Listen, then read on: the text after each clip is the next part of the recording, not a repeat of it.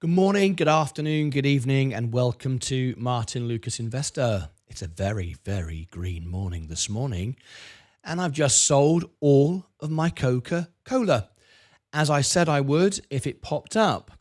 The long-term plan was to keep it for a couple of quarters, because by the end of the summer, going into the autumn, the S&P will start going sideways. That way, I can get two sets of dividends, and then I can buy back into the S&P. However, we got a very nice bounce this morning. I made $680 profit, tax-free, on my Roth IRA, and I bought back instantly straight into the S&P. Was unexpected. Wasn't expecting to get a pop like that this morning, but we did, because it was a beat as expected, but still very, very low. The bar is low at the moment for Coca-Cola. So over time, I could do much better. However, because we've got the growth into the end of the year with the S&P, as I say, into the autumn, there wasn't really much point in holding on.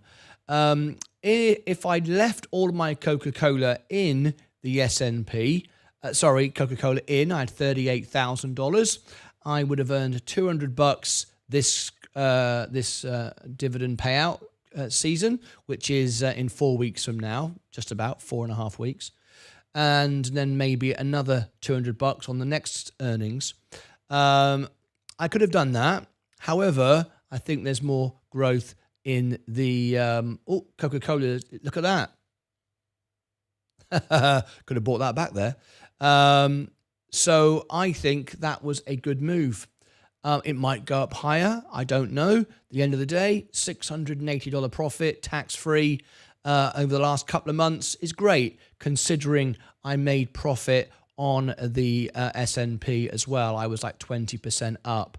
Oh, look at this. Look at this. If we get some big swings here, I've just bought back the S&P, but if we drop all the way back down again, I could do it again. So right now, you can see the gain. Look at that. I made $2,000 in a week, and that is simply tax-free. No issue there whatsoever. You can see there's my gain, look, $1,200 today.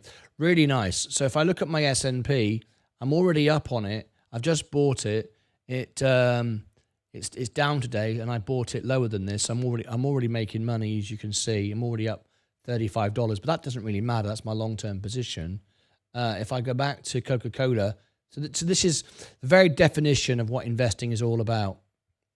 You have to have a plan, a structure, but be ready to act and move if circumstances present themselves.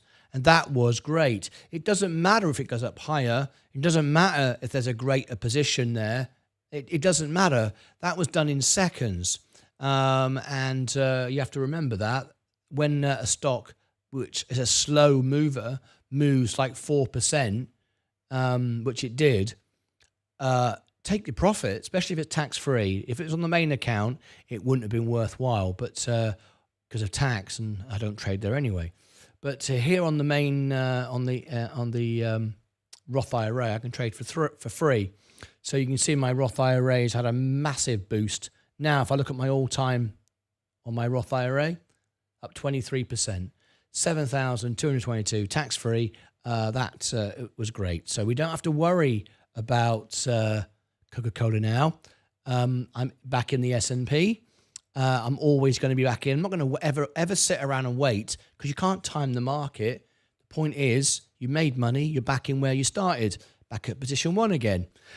So now, if we get some volatility, and it goes back, basically, in case you've just tuned in, I sold Coca-Cola right at the top there. If we get a drop on the earnings now, the earnings is 27 minutes away. If we do, I can sell all of the S&P again. I've got like $35 extra again, and I can buy back again, and I can keep doing this. Sensei was concerned that I would get back into the trading habit. Don't worry, Sensei, that's not going to happen. This is only my IRA, but this is great. This is absolutely great. Let's read the comments. Let's see what you all said to that. Ali Isles, well. How are you?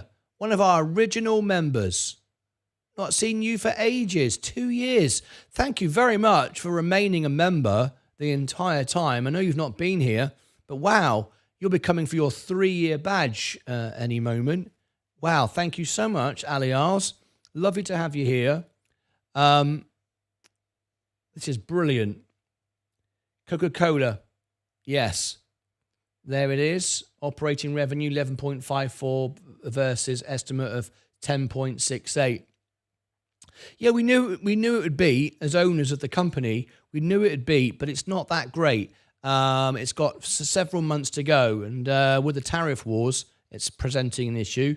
So I decided to take all my profit. I mean, it's still going to do well. I would not have minded staying in, but to take my profit when you wake up and you're 4% up on Coca-Cola prior to an hour before an earnings, that is an overbought situation. You've got to take your profit there, especially if it's tax-free. If it's not tax-free, it's not really worth it. But if it's tax-free, absolutely. That's why I did it. And I'm very, very happy I did. I could buy back now even if I wanted to.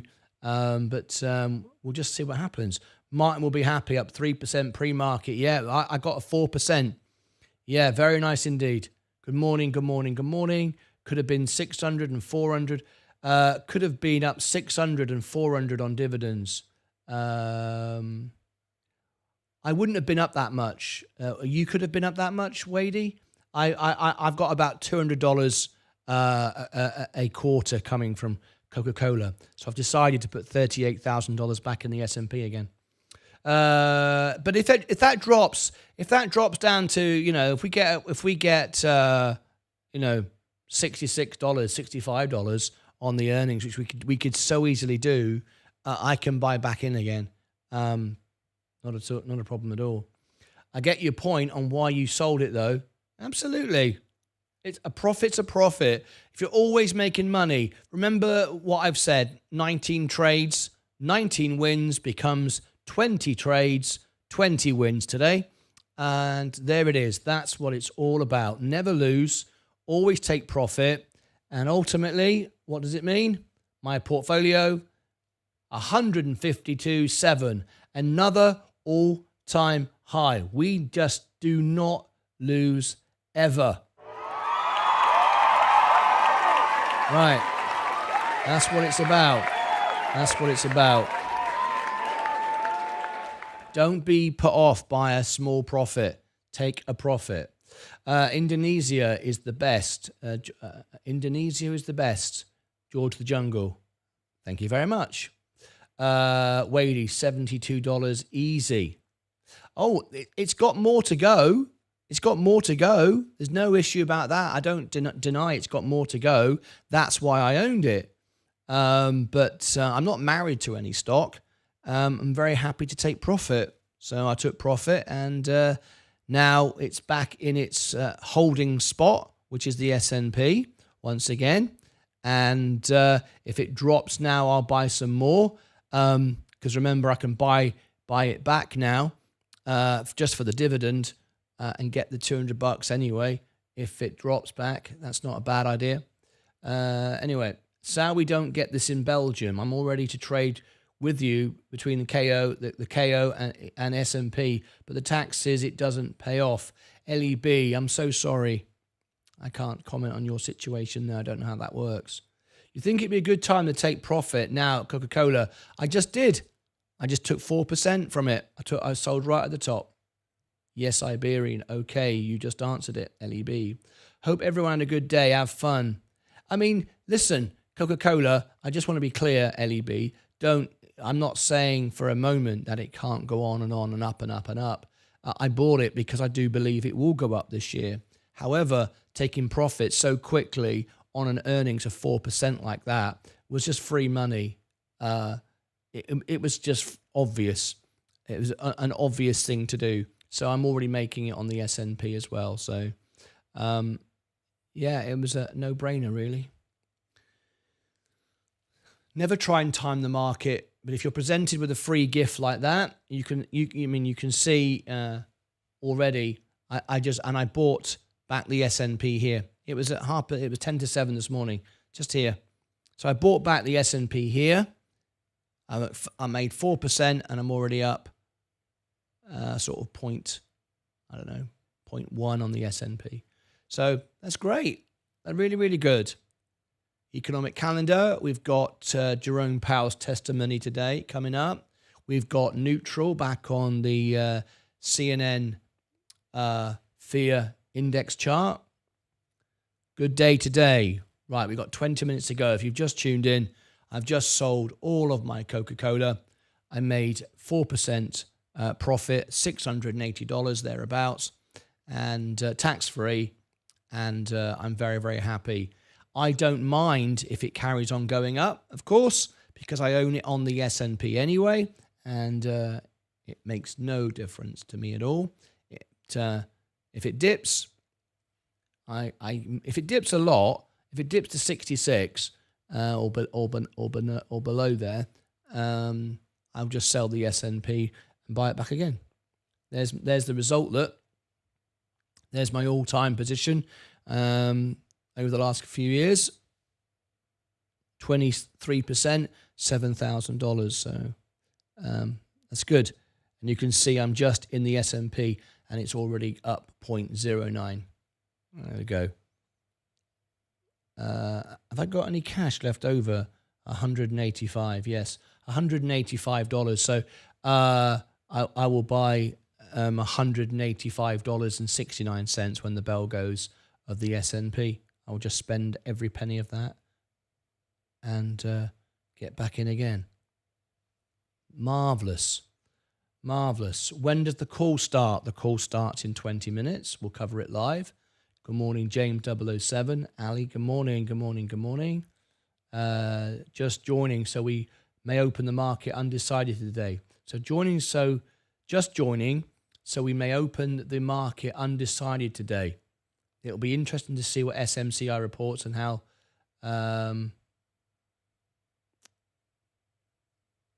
they, what's that there? See how SMCI reports and how their stocks react later. Yes, we'll be covering it. Send me 185. Best in win. We encourage you here to make money and earn money. We do donate to charity, but there you go. You're not charity though, are you? No. But good try. Anyway, good morning, everybody. Welcome, welcome. We've got the Coca-Cola earnings. Now then, it's a good day today. Very, very good. You may notice tell in my voice, I'm extremely tired. I was up all night again last night with my monitor issues. But the good news is I fixed it. Everything is now back to normal. You can see I'm looking in the right places. Everything as it should be. I fixed it. It took me hours and hours and hours. But I fixed it, and I got into a really warm bed. It was freezing cold. My wife had turned on the heating blanket of the bed. I got in. I was like, oh my God, this is great. It's like 4 o'clock in the morning. So I've only had like 3 hours sleep. But the good news is now we can get back to all the reviews. Sensei's got videos to go out. Vaz has got videos to go out. And I can get back on full steam again. It's great. I finally got it fixed. Yeah. Essentially, there was nothing wrong with the monitor. I bought another one, and it worked straight away. I thought, brilliant. It was a monitor problem. And then screen mirroring came up, and it thought it was another. It thought it was a duplicate. It thought it was the same. It thought it was a duplicate monitor, not as in extending, but duplicate. So basically, nothing showed on it. It thought it was another monitor that was already being used, and it didn't recognize it in the display list, and I couldn't use it. I just got this blank screen. The moment I press mirroring, and you can turn mirroring on, mirroring off, assign different monitors, and I couldn't fix it. It is like the computer knows that this device is something else, and I just could not fix it. reboot, replug, turn it off, turn it on, install, update, clean, everything you can imagine. And then I then, like 1 o'clock in the morning, still not working. And I thought, what the hell? What am I going to do now? It's just not finding this monitor after this mirroring came in. Couldn't reset it. Did all the different things to reset the computer. Couldn't do anything about it. So I decided to build virtual screens. So I had several desktops so I can sweep. But, I've got a whole load of tabs, Windows on one, and then sweep across. But that's like virtual screens. You've got that never works. You want individual screens. So I built all that, and I thought, I wonder if there's a different way I can wire this. So I had a HDMI cable rather than USB-C, and instantly it worked.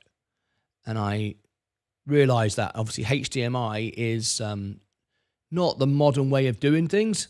USB-C is regarded as the new way to connect to your Mac. But I thought, all right, HDMI is designated video, it's not power. It doesn't do other things. It just does video. And it works straight away. And I thought, oh my God, that doesn't really fix why it didn't work with USB-C, but it now works with HDMI. So then I had to put everything back because I'd moved all the windows around and all the slides around and everything around to make it sort of work for this morning. And I'm really chuffed because now it's all fixed. And now I'm back to normal. Even though I've not had any sleep, I'm back to normal. That is the audio from Coca-Cola. Here we go. Coca-Cola in the house. There is the earnings call. 15 minutes to go. You are in the right place. I've just taken all my profit from Coca-Cola. I've made $680. I'm back in the S&P. And I am very, very, very, very happy. It's been a great, great morning. Extremely happy. There you go.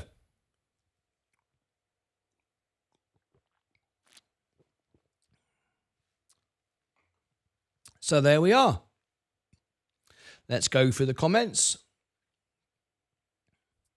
Let's read all the comments. What do you think about space? Well, we can reassess that now.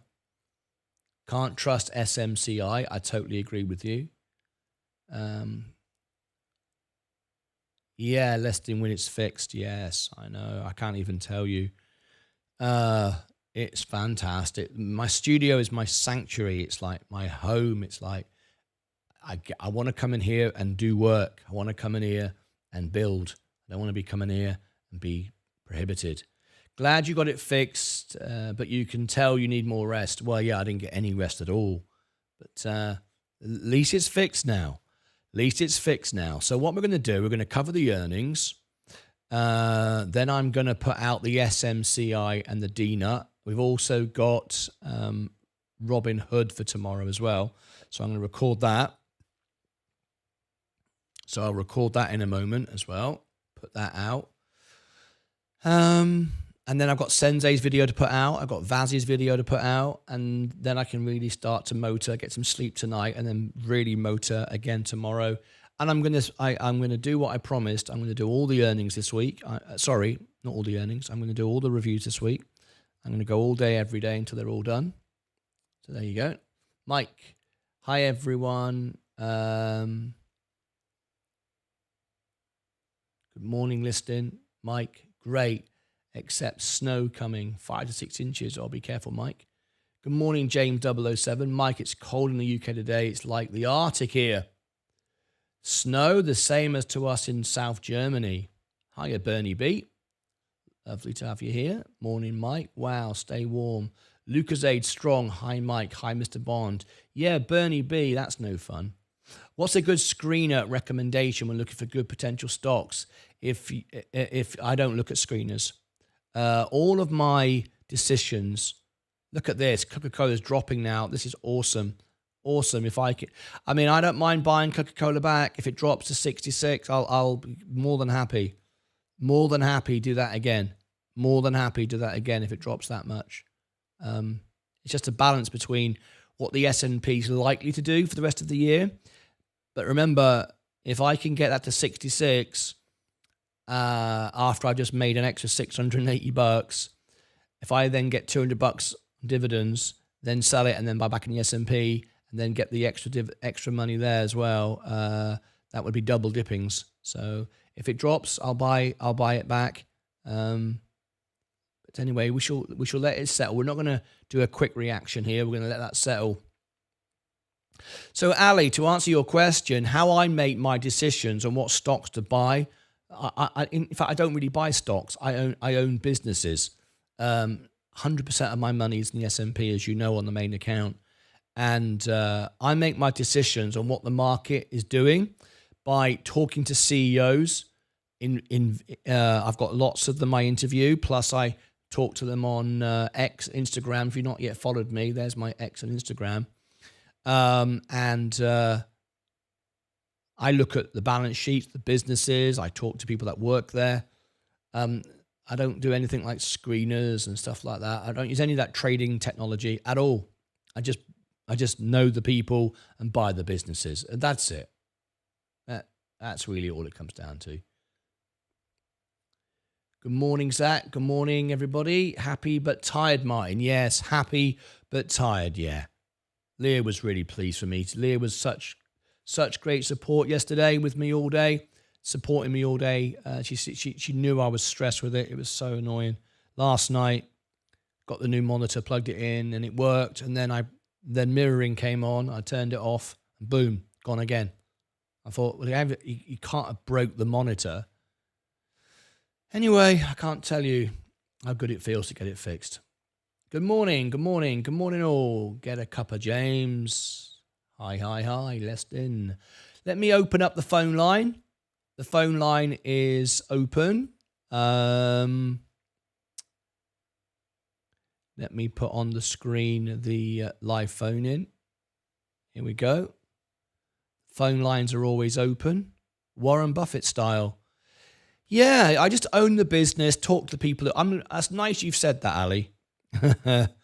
That's nice you've said that. But this whole channel is about helping people, owning businesses, building relationships, talking to people. And that's it. That's it. We don't guess. I never lose. Today was my 20th trade. 20 trades, 20 wins, never lose. And never lost since I rebalanced my portfolio and became an owner rather than a trader. And my portfolio started at $5,000. It's now at 152.5. There you go. Now then, what we see now is Coca-Cola is going down. The S&P is also going down, but that doesn't matter. Stephen Boyce, good morning, good morning. Was hoping to buy into Coca-Cola today if got dropped pre-market, but wouldn't touch now at this price. Missed out again. Yeah, I mean, that's the opportunity was to sell today, not to buy. So I sold.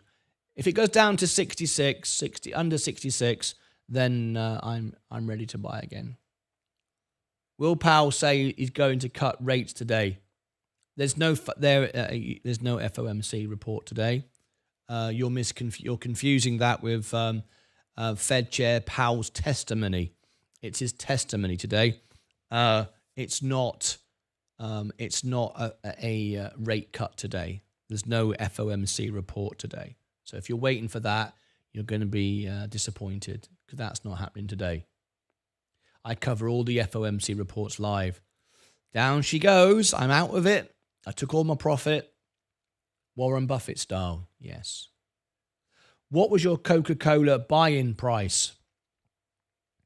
I bought it at different levels. I bought much higher here.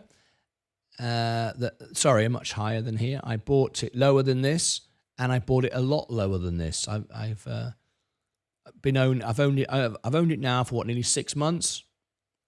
I made 4% profit essentially. Overall, I made 4% profit. Some of it I made 3% on, and some of the shares I made 1% profit. But I made 4% overall, $680 I made this morning. It was just too good an offer when it pops on the earnings like that. Markets are all down today, says Joseph. Hi, Martyn. What price do you think Tesla is good entry point? I don't see a good entry point for Tesla. I own it through the S&P. Elon Musk has made Tesla really a very dangerous stock to trade. I wouldn't be trading it because it's too volatile based upon macro conditions and personalities, not the volatility, not the value of the business. It's being destroyed, I'm afraid. Elon Musk we've got cars now in America being vandalized, Teslas that is, because of Elon Musk. We've got people now refusing to buy Teslas in Germany because of his government intervention. He's done so much damage to his brand, you can't trade that. I wouldn't want to own that. I like to own it through the S&P with the protection that it comes with, the S&P. It's a good business, but Elon Musk has spoiled the image of it, I'm afraid. I listened to you on your video regarding NVIDIA. I bought low and just sold with a good profit. Congratulations. Thank you for your experience and knowledge that you share. Donna B, it's my absolute pleasure. Consider becoming a member. 98% of our live viewers are members, higher than any other channel in the world. Consider becoming a member to our channel, and there's many more things that we can do. Many more things that we can do to help and support you. We offer free training. We don't charge for it. We cover all the costs. We offer you your own charts done by Sensei, our technician. You get free songs. You get engagement. I answer all your questions on YouTube. We filter now all our comments. All our comments are filtered now. So only members can leave comments. We have no bots. We have no trolls anymore. We're improving the channel all the time. So there you go. Is there any other good value blue chip stock that hasn't moved up yet, Martyn? Sold all my rubbish and holding in cash, waiting. I never sit in holding cash. I think that's a really bad mistake. I think just like the Chinese said, the best time to be an investor was 20 years ago, if not today. I would never wait with my cash like I didn't. I do what I say what I do. I told you I would sell if we got a big profit on Coca-Cola, way ahead of what was expected. I did sell it. I bought back in the S&P straight away. I didn't even hesitate. It doesn't matter what the price is. I don't care what the price is. I care about the value going forward. That's what's important. Can it grow? Is it worth more than that in the future? And the question is yes. And don't be confused when I talk about the price of the S&P compared to, I talk about a lot, the price of Palantir. Very different. The S&P is 23, 22, 23, depending how you measure it, times earnings. Palantir is 600. So let's understand price is important when it comes to that. All right, there's price and then there's price. All right, Donna B. Elon is destroying his own company, shish, and Trump destroying his country with tariff relations. Well, America, sadly, is making lots of enemies around the world. It seems America wants to go alone and be its own country all by itself and doesn't realize that we are all on planet Earth together. It's even now burning the special relationship with the United Kingdom. It's going to tariff, when it said it wouldn't, our steel. The UK is jumping up and down this morning. I can tell you that. Having actually been at the verge of being a politician myself, as you all know, I've told you all about that before. Very, very sad to see the special relationship being thrown under the bus as well. I'm not sure. I was disappointed yesterday, and that's a mild way of putting it, that Donald Trump has said that he wants to take over, and he's doubling down now, owning Gaza, and all the Palestinians are not welcome back. It's real estate. That is the very definition, and please do not be upset with me. The facts are the facts, and I'm not political on this show, but that is ethnic cleansing. That's exactly what Adolf Hitler did. To say, we're taking this land and you are not welcome back. That's what he said. I quote, that's what he said. The Palestinians are not welcome back in their own homes, their own land. We're taking it for real estate, and we're going to build nice hotels, American hotels. Imagine how those people feel. I mean, I've never heard anything like it. I really never heard anything like that yesterday. I was like, that's ridiculous. That is really as bad as it can possibly get. Right, we got 1 minute to go before the earnings call. Here we go. That's the audio. Let me mute it so you don't hear any of that stuff. Right, turn the audio down. Here we go. Coca-Cola earnings. I just sold all of my Coca-Cola, took a massive profit, 4%. I'm back in the S&P. If Coca-Cola drops down again 4%, I can easily buy that back. But there we go. It's a very good morning. Oh dear, I'm not muting the audio. That's annoying. That was supposed to be muted. I hope that didn't copyright me. That's annoying. Sorry about that music coming through. It was only a couple of seconds. Maybe not. I'm keeping my eye on it. Yeah, I had it muted over here, look, but not over there. Okay. Here we go. Fourth quarter and full year 2024 earnings results conference call. Today's call is being recorded. If you have any objections, please disconnect at this time. All participants will be on listen-only mode until the formal question and answer portion of the call. I would like to remind everyone that the purpose of this conference is to talk with investors, and therefore questions from the media will not be addressed. Media participants should contact Coca-Cola's Media Relations Department if they have any questions. I would now like to introduce Ms. Robin Halpern, Vice President and Head of Investor Relations. Ms. Halpern, you may now begin. Good morning, and thank you for joining us. I'm here with James Quincey, our Chairman and Chief Executive Officer, and John Murphy, our President and Chief Financial Officer. I only own the S&P on my brokerage account. The Roth IRA is separate from my main account. Please reconcile certain non-GAAP financial measures that may be referred to this morning to results as reported under generally accepted accounting principles. You can also find schedules in the same section of our website that provide an analysis of our gross and operating margins. This call may contain forward-looking statements, including statements concerning long-term earnings objectives, which should be considered in conjunction with cautionary statements contained in our earnings release and in the company's periodic SEC reports. Following prepared remarks, we will take your questions. Please limit yourself to one question. Re-enter the queue to ask any follow-ups. Now I will turn the call over to James. Thanks, Robin, and good morning, everyone. We're pleased with our 2024 results, which include volume growth, robust organic revenue growth, and comparable gross and operating margin expansion.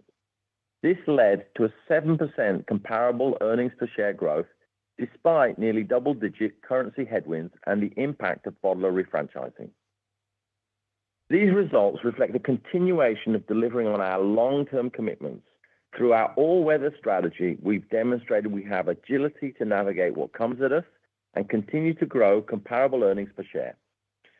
Given the strong momentum of our business, we're confident we can deliver on our 2025 guidance and longer-term objectives. With that as context, I'll next provide perspective on our industry and review our business performance across our segments in the fourth quarter. Then I'll explain how we're executing our strategy by amplifying what is working and fine-tuning where needed. John will end by discussing our financial results in more detail and providing an overview of our 2025 guidance. One of our fundamental strengths is that we operate in a great industry with steady growth. No matter how you slice it, by consumer, by customer, by beverage category, by geography, we have vast opportunities ahead of us. During the quarter, We leverage the power of our portfolio and the local expertise of our franchise system to capitalize on these opportunities. We won overall share and had broad-based share gains across our global beverage categories. We're making progress across our total beverage portfolio, delivering ongoing growth in sparkling soft drinks, as well as momentum in other categories like value-added dairy and tea, which are reaching global scale while remaining tailored to local consumer needs. And we're continuing to strengthen alignment across our system, and we believe our global franchise model, which operates locally, is an advantage to drive long-term balanced growth. During the quarter, while our operating environment remained dynamic, consumer demand held up well, and our industry remained strong. Starting in Asia Pacific. In ASEAN and South Pacific, we grew volume during the quarter and benefited from successful integrated marketing campaigns like Food Marks, which was activated in over 7,000 outlets and led to trademark Coca-Cola volume growth. Our system also drove affordability by increasing refillable offerings and focusing on attractive price points. Refillable offerings contributed to approximately one-third of ASEAN and South Pacific volume growth in 2024. In China, despite continued macro headwinds, we grew volume during the quarter, and while early, we're seeing improved trends across our business. Trademark Coca-Cola continues to gain share, and Sprite, Fanta, and Minute Maid each improved volume performance. Our system is stepping up integrated execution in 2024 by accelerating placement of cold drink equipment and activating integrated marketing campaigns in key channels. In Japan and South Korea, we grew volume during the quarter. Innovation was a strong contributor to growth, led by a resurgence of Ayataka and a number of other brands. We're continuing to benefit from steady performance from trademark Coca-Cola and stepped up integrated execution in key channels. In India, our business rebounded nicely during the quarter, and we grew volume. We recruited consumers with innovative marketing campaigns that link Coca-Cola with music, Sprite with travel, and Thumbs Up with movies. And Maaza is now our 30th billion-dollar brand. In 2024, our system added approximately 440,000 outlets to our digital customer platforms in India, which provides more opportunities to better tailor our product, price, and packaging offerings. Moving on to EMEA.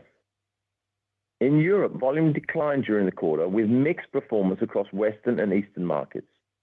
Despite volume pressure, we grew both revenue and profits. We're engaging consumers with experiential marketing campaigns like The World Needs More Santas for trademark Coca-Cola, and by linking our brands to new occasions like Sprite with spicy meals. Also, innovation velocities and multi-year innovation success rates both performed well in 2024. We're seeing good traction on Fuse Tea, Powerade Zero, Jack and Coke, and Absolut and Sprite. In Eurasia and Middle East, despite a confluence of continued macro headwinds, we returned to volume growth during the quarter. We're emphasizing the localness of our business and seeing positive responses. For example, the Made In, Made By campaign in Turkey led to strong volume growth for trademark Coca-Cola. Fuse Tea also had good momentum across the region. Our system is driving affordability and stepping up integrated execution by increasing cooler placement and share of visible inventory during the year. In Africa, volume declined during the quarter, driven primarily by pressure in North Africa and Nigeria, and partially offset by strong volume momentum in South Africa. We took action during the quarter by adjusting our pack price architecture to further drive affordability.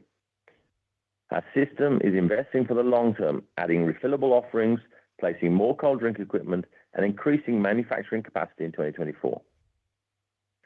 In Latin America, despite some macroeconomic pressures, we grew volume, revenue, and profit during the quarter. We drove trial and recruited weekly plus drinkers for trademark Coca-Cola in 2024 by better linking the brand to the meal occasion.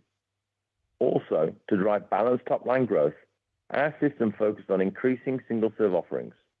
Over 90% of our fragmented trade customers are now on our system's digital customer platforms, allowing for greater opportunity to tailor offerings to customers' individual needs.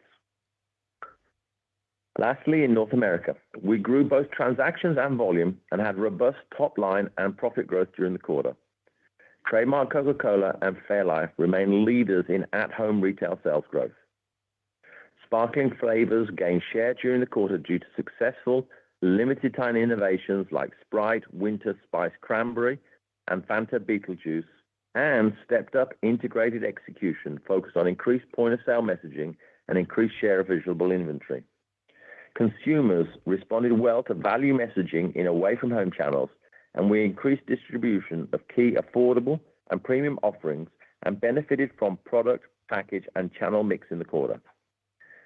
To sum everything up, we have good momentum in our business. We're responding to market dynamics locally to execute on our global objectives. While we're delivering on our near-term commitments, we're also investing to improve execution, build capabilities, and get more granular across our strategic growth flywheel. Our networked marketing model is integrating product, digital, live, and retail experiences, and we're harnessing passion points to connect with consumers in more personalized ways. One great example, Fanta Halloween was our first ever global Halloween activation and was scaled to nearly 50 markets. Partnering with Warner Bros. Pictures, we created a limited time Fanta Beetlejuice Haunted Apple flavor. Consumers scanned packages to access personalized experiences, and we replicated the Beetlejuice Afterlife train, taking over train stations, trams, and metros. The campaign was activated in-store with our largest customers and contributed to sparkling flavors share gain during the quarter. Our culture increasingly emphasizes acting boldly, learning, and scaling successes. This year, for the first time, our Coca-Cola Christmas ad was created with generative AI, combining emerging technology with human creativity, which allowed us to produce the ad faster and at a lower cost. The power of emerging technologies like generative AI are still at early stages, and we will continue to lead and iterate our approach. We're seeing tangible results from our marketing transformation. Over the past 3 years, Trademark Coca-Cola's retail sales have increased approximately $40 billion. According to Time magazine, Coca-Cola, Minute Maid, and Fairlife were named world's best brands in their respective beverage categories in 2024. While we're building capabilities in marketing, we're also focusing on innovation that prioritizes bigger and bolder bets. Each of our innovations has a clear objective. Sometimes we innovate to create short-term buzz, like Coke and Oreo or Sprite Winter Spice Cranberry. In other instances, we innovate for lasting impact. This year, we focused on sustaining investments behind key innovations to improve multi-year success rates and drive greater impact. This is paying off, as Fused Tea grew retail value 3 times faster than the tea category. Topo Chico Sabores continued its momentum, and Minute Maid Zero Sugar realized strong growth. In 2024, innovation contributed strongly to revenue growth, and our innovation success rates improved versus prior year. We're excited about our innovation pipeline for 2025. Moving across our top-line flywheel, our system is investing heavily in digital capabilities and sticking to the fundamentals of commercial excellence to accelerate consumer recruitment, increase consumption, and win in the market. Ensuring product availability is one of our system's greatest strengths, yet we still have tremendous opportunity. While our system improved share of visible inventory in 2024, and our brands are found in 33 million outlets, there remains ample headroom to increase outlet coverage, reduce out-of-stocks, and better tailor our offerings with the right placements.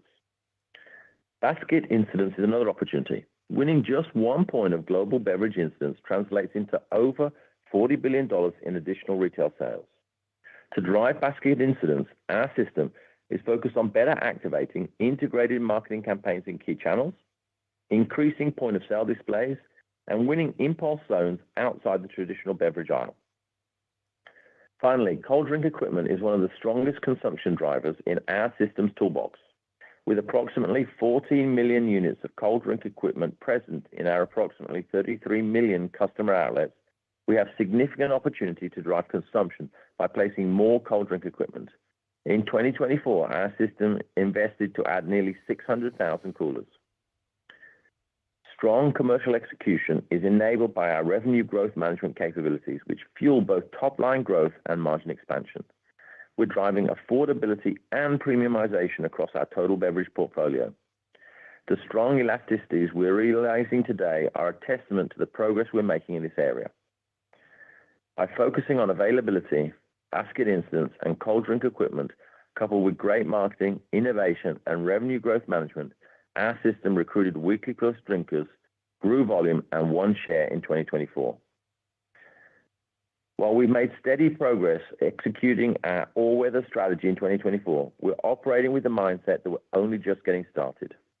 As we turn the page to 2025, we anticipate the year will bring both opportunities and challenges. While we expect the external environment will be dynamic, several underpinnings remain constant. One, we operate in a great industry. Two, we have many opportunities available to us, and we're primed to capture these and deliver sustained performance. Three, our powerful portfolio of brands, pervasive distribution system, and the unwavering dedication of our system employees are clear advantages. Next Tuesday at CAGNY, I look forward to sharing more about how we're leading to deliver results in all types of backdrops, and I encourage everyone to listen. With that, I'll turn the call over to John. Thank you, James, and good morning, everyone. We closed the year with strong fourth quarter results, and as James said earlier, we delivered 7% comparable earnings per share growth in 2024, on top of 6% average comparable earnings per share growth over the prior 5 years. During the fourth quarter, we grew organic revenues 14%. Unit case growth was 2%, which is in line with our multi-year trend. Concentrate sales grew 3 points ahead of unit cases, driven primarily by 2 additional days in the quarter and the timing of concentrate shipments. Our price mix growth of 9% was driven by 2 items. Approximately 8 points of pricing split somewhat evenly between normal pricing actions across our markets and intense inflationary pricing in a handful of markets experiencing currency devaluations, and approximately 1 point of favorable mix.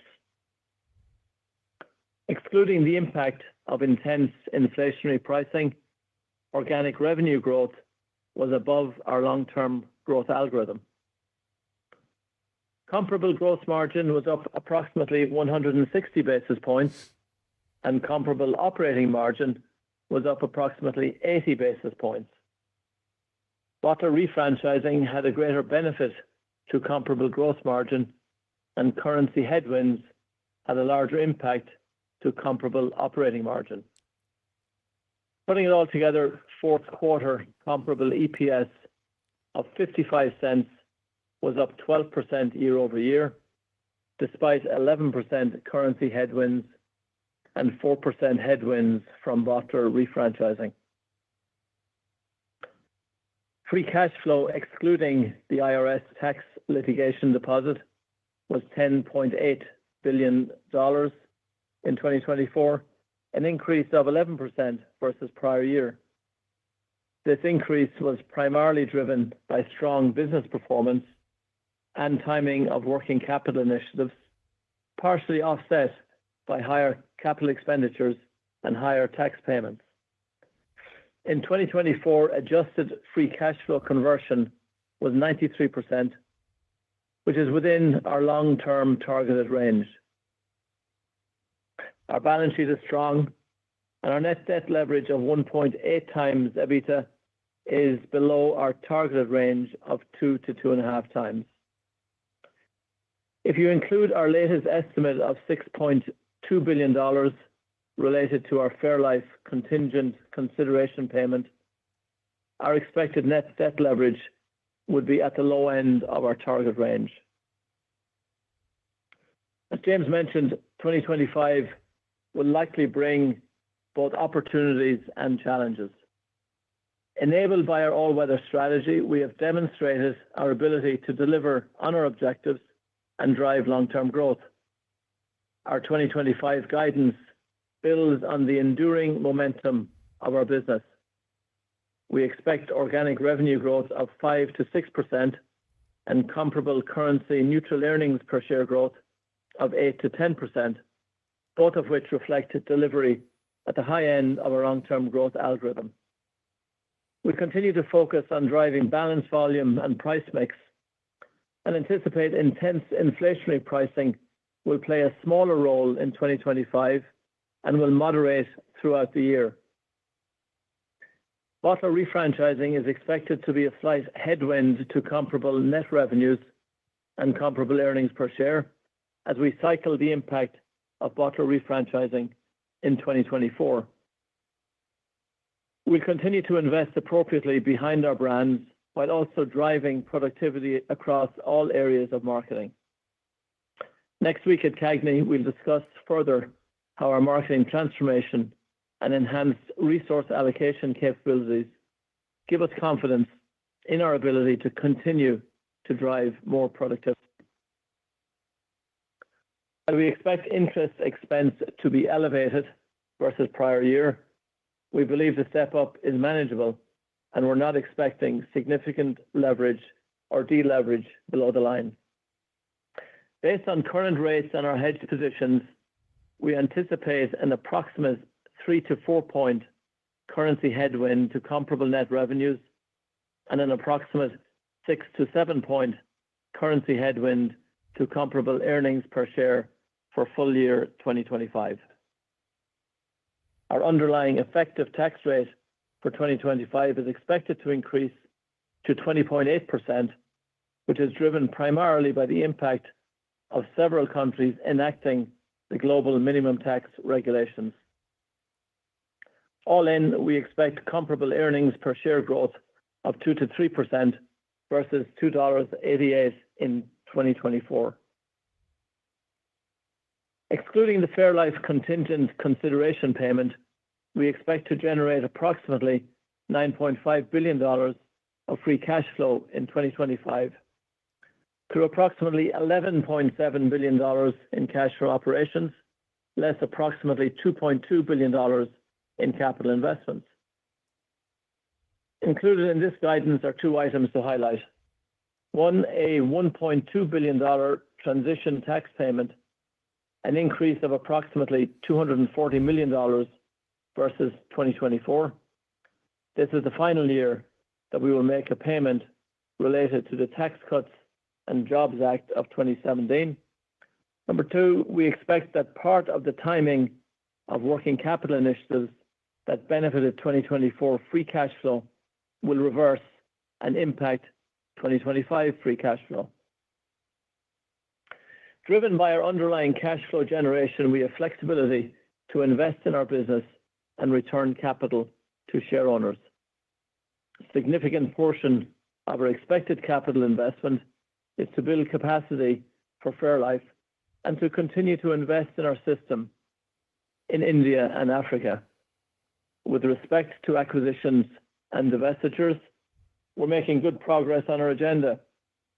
Since 2006, we've added $9 billion brands via acquisition.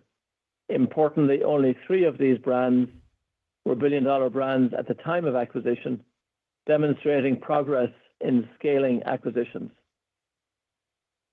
In 2024, we realized $3.5 billion in gross proceeds from refranchising. Bottling investments as a percent of consolidated net revenue is 13%, down from 52% in 2015. Return on invested capital is up 6 points over the same time.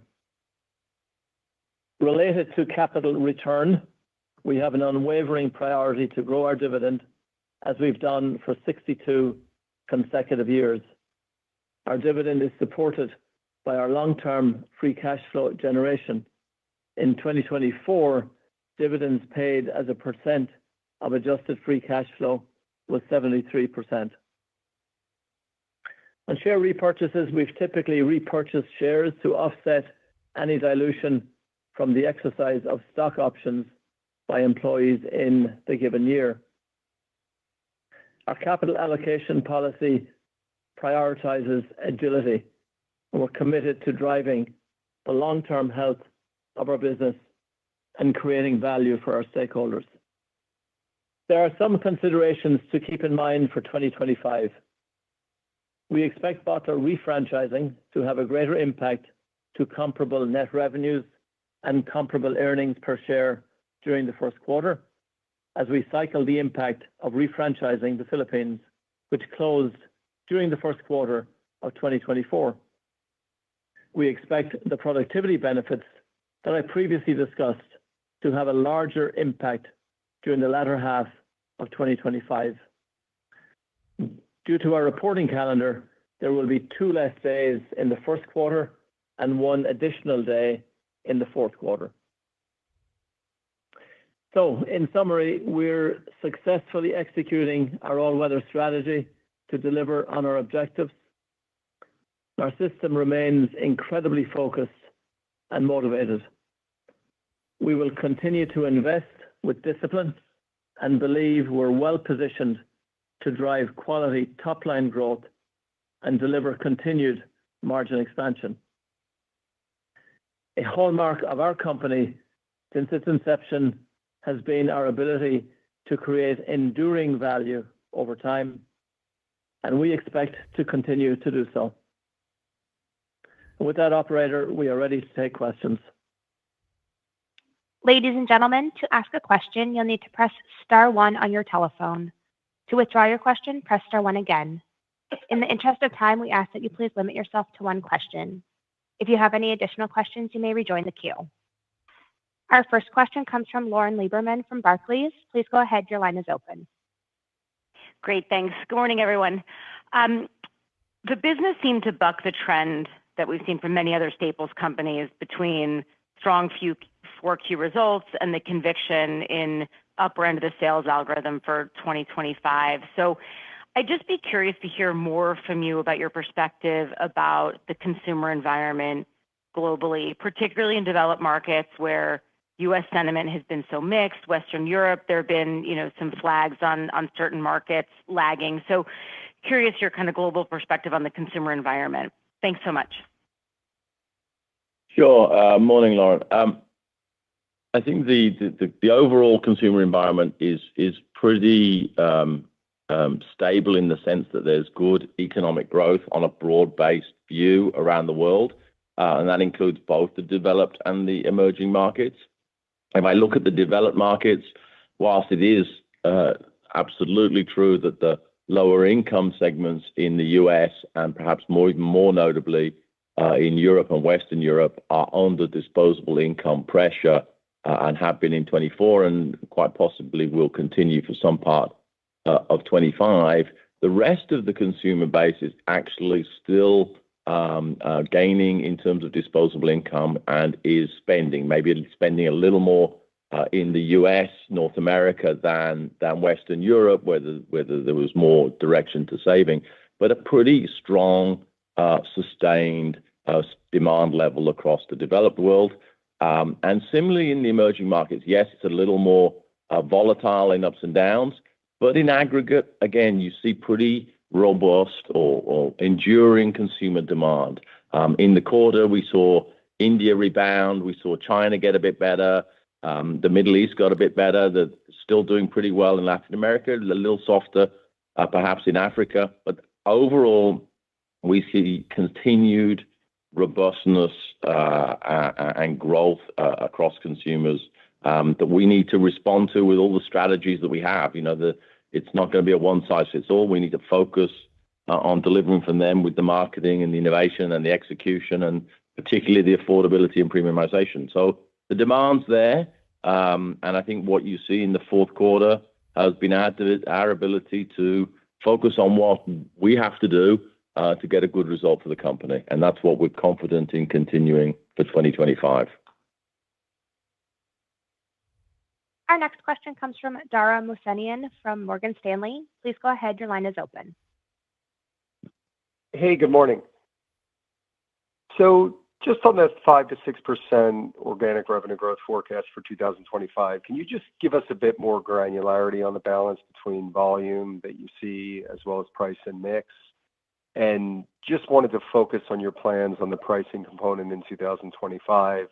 You mentioned there's some stress on the low-end consumer in a few markets after inflation in recent years.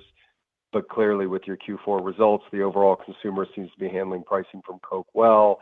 There's also FX pressures. So there's just a number of volatile external circumstances.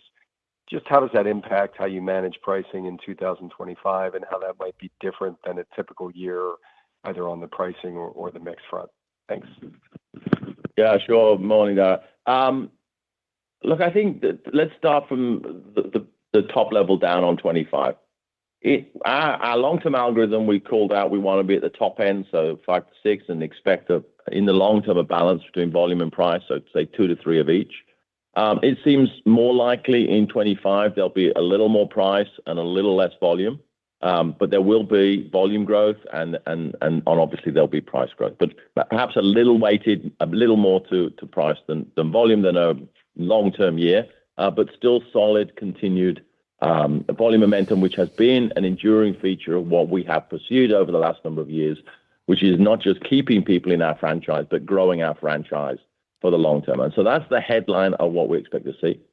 And I would say, like, if you take 2024, where you've got a kind of a headline price mix of about 10%, half of that is from these high inflation countries, which we expect to largely drop out in 2025. So another way of thinking of it is really high inflation, you had about 5% price mix in 2024, and you're going to see that continue to moderate as inflation has moderated down to a kind of a slightly lower number in 2025, and largely the dropout of these high inflation countries in 2025, if that helped give you a factor. And so we feel we've got a level of actual pricing in the marketplace that is proportionate and reasonable relative to inflation and relative to what we can support through the actions we're taking across the whole flywheel, from the marketing, the innovation, the execution, the RGM, through affordability and the premiumization, and all the commercial execution. Our next question comes from Bryan Spillane from Bank of America. Please go ahead. Your line is open. Hey, thanks, operator. Good morning, everyone. Maybe just to pick up on Dara's question, maybe John, can you and James, can you give us just two perspectives? One, as we think about the organic sales growth for 2025, just given some of the moving parts we saw in 4Q, just how should we kind of think about it from a phasing perspective? Does the pricing from some of the emerging markets or inflationary countries kind of fade as we move through the year? So that's the first one. And the second, maybe if you could also just give us a context of 5 to 6% organic sales growth and how that stands against kind of industry growth. If you can give us some perspective on kind of what the exit rate was for the industry and maybe what you're thinking about for next year. And then just last one, I forgot to call. We should have called this out last time, but the hold music is amazing. It was a real nice change, and I just want to make sure that gets recognized. Robin doing her job. Thanks, Brian. Well, I'm glad the last comment was not a question, so it's passed on. Yeah, on the guidance for the year, well, we're not going to get into a lot of commentary inside the quarter. We do have 2 less days in the quarter. Coming out of 24, decent momentum going into it. On the pricing front, some inflation from the more intense markets in Q1, which we expect to moderate throughout the year.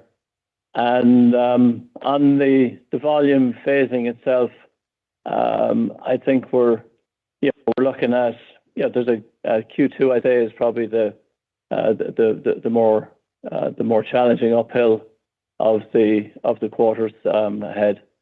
As I say, on the intense inflationary markets that we've highlighted in 24, as James said, affecting the headline numbers, we see that moderating throughout the year. Do you want me to say? Yeah, on the industry growth, if I I mean, clearly we are planning to and expect and aim to gain share. So to the extent that we end up growing 5 to 6, then that is based on the idea that the industry is growing at a more normalized level.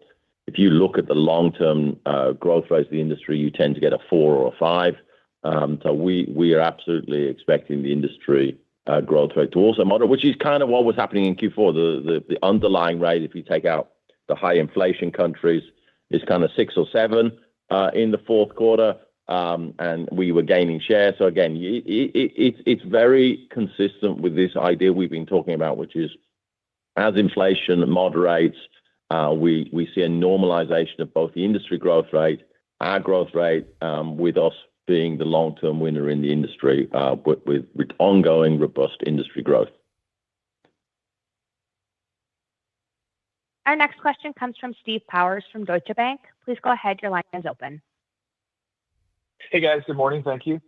I guess moving down the income statement, your outlook seems to imply some pretty strong underlying margin and profitability progress, just net of the FX pressures and the higher tax rate. So can you talk about some of the key drivers there? And then, I guess similar to Brian's question, any timing considerations we should keep in mind over the course of the year beyond just the number of days in each fiscal quarter? Thank you. Sure. Maybe I'll start and then John will weigh in on some of these considerations. Firstly, yes, there is some implied margin expansion in 2025 coming from some of the marketing expenditure and some of the SG&A. This is the culmination of many of the programs we've been putting in place over the last number of years to continue not just to get effectiveness, but to get efficiency. And the simplest example is the marketing transformation, where it is helping us continue take the Christmas ad in Q4 last year, which we made with generative AI as a small example. It was both quicker and cheaper to make the ad. And so what you're seeing come into 2025 is some of the fruition of work that's been going on across the organization, including the marketing transformation that is producing some productivity in 2025. But it is important to say that we are not backing off our bias to invest for growth. This is not less marketing. This is more productive spend. And so our mode of operation going into the year will continue to be, we believe there will be growth in 2025 in the industry. We are going to invest from the marketing all the way down through the system into the commercial levers in order to continue to drive growth. As we find pluses and minuses around the world, of course, we will adapt and be flexible. But this is about leaning into growth, continuing to invest to drive the franchise, and being able to capture some of the benefits of the transformational work that's been going on over the number of years. John, do you want to add some considerations? Sure. Let me go up a little bit and talk about gross margin, Steve, so I can provide some additional commentary. We're not building an enormous amount of expansion on the gross margin front into our guidance.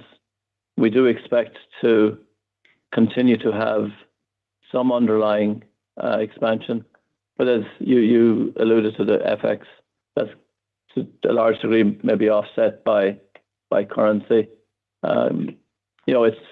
We've anticipated for 25 just quite a lot of moving parts inside of the gross margin equation. So we've, as I said, we've not, for guidance purposes, built in an enormous amount of expansion.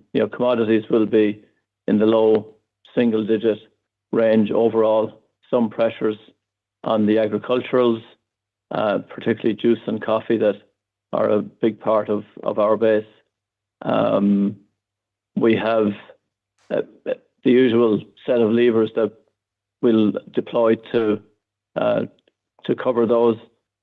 But as I say, for guidance purposes, you can assume modest expansion at the gross margin line. And as James said, we've been anticipating for quite some time the 25 environment, and the sort of the more for same, more for less mantra is certainly alive and well. Our next question comes from Filippo Falorni from Citi. Please go ahead. Your line is open. Hi, good morning, everyone. I wanted to ask you your thoughts on just the global trade environment, obviously with tariffs coming more into play here. It seems your supply chain is largely localized in most countries, but can you talk about some exposures in terms of import-export and also just the secondary impact on commodities? I know a lot of it is on your bottling system, but just thoughts on the recent tariffs also on aluminum and steel. Thank you. Yeah, thanks, Filippo. Clearly it's a dynamic macro environment out there. As commodities change for whatever reason, up or down, obviously our number one objective is to go look at how we mitigate through that. And whether it's the recent aluminum tariffs or any other tariff-based or frankly weather-based or any other variation in the input commodities, we do a number of things. One, we have hedging programs in place that look to assure supply and price going out. Secondly, as the relative prices of different sources of ingredients and imports change, of course, we look at mitigation, productivity, efficiency, adjusting where we get our materials from. All of that goes into the equation to constantly manage how this goes through.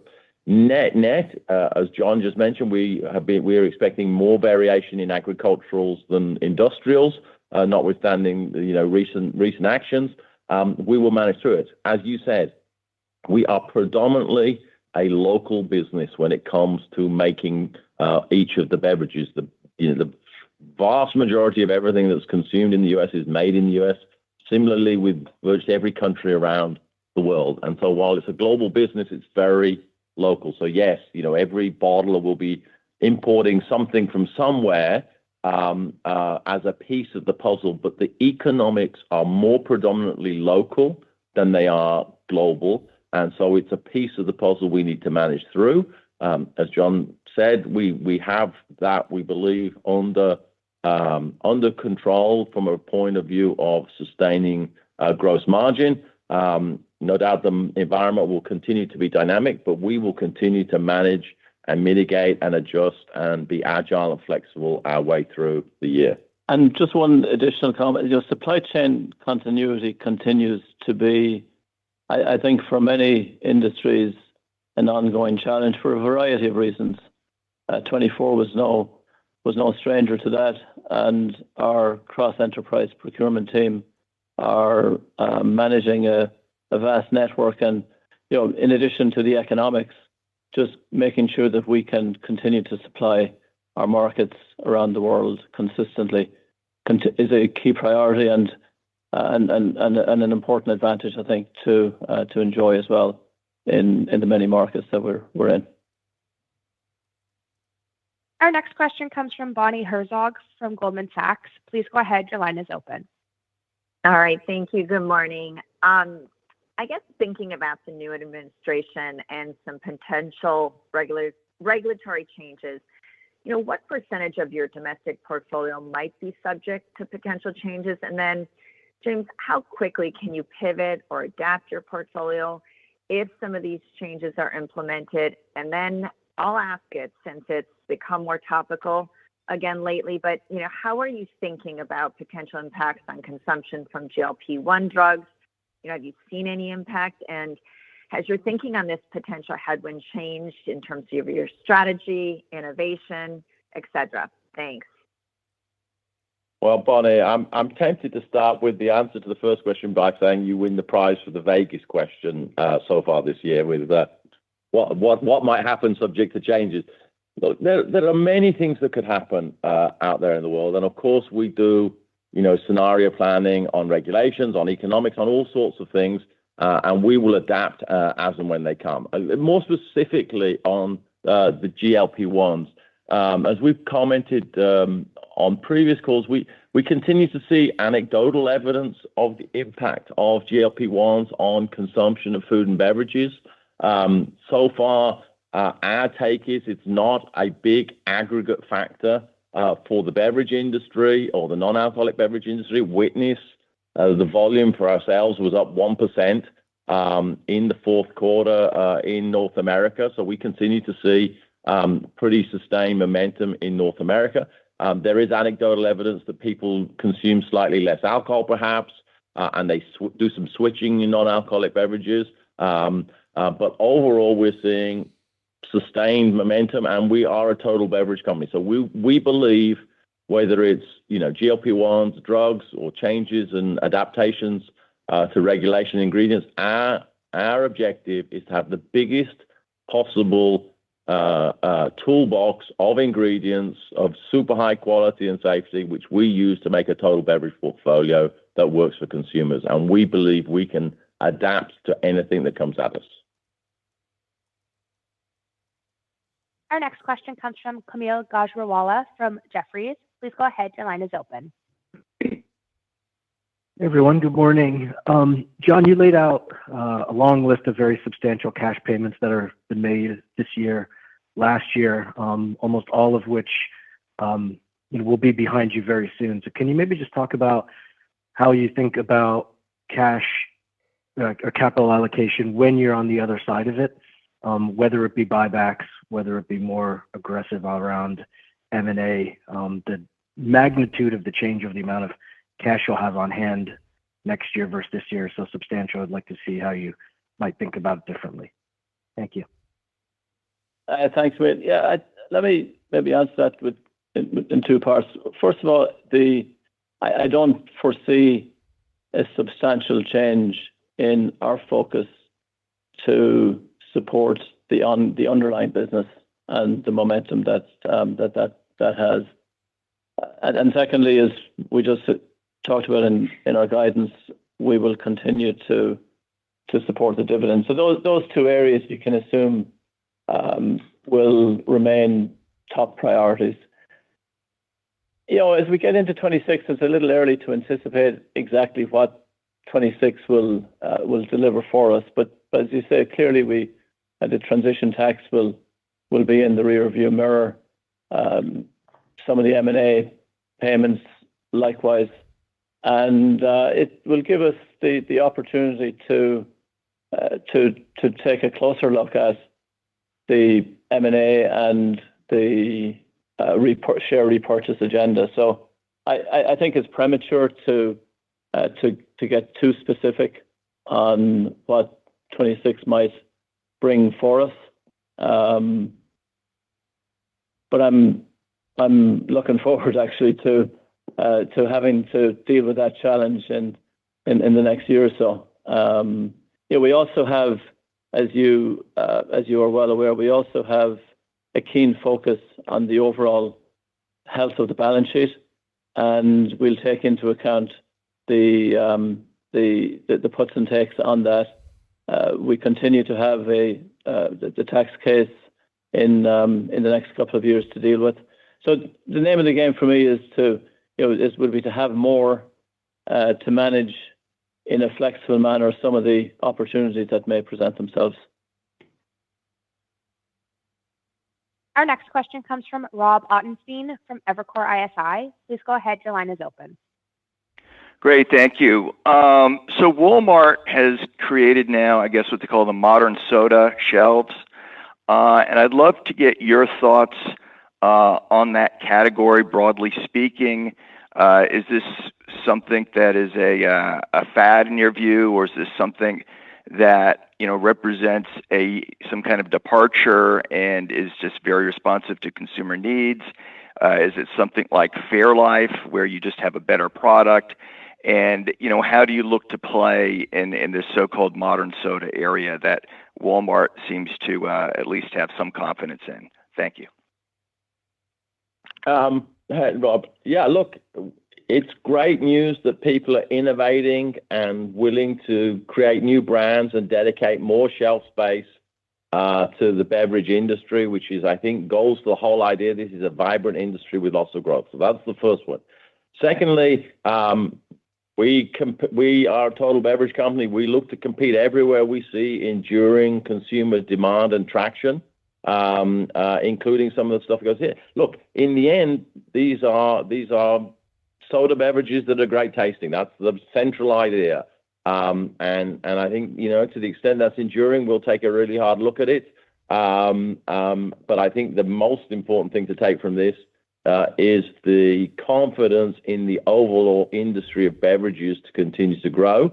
And as John alluded to, and we'll talk more at CAGNY, when you look at the track record of the Coca-Cola Company in terms of creating organically and scaling small bolt-on M&A into billion-dollar brands, we are by far and away the clear leaders in the industry and the winners. Our next question comes from Chris Carey from Wells Fargo. Please go ahead. Your line is open. Hi, everyone. James, you mentioned agricultural commodities.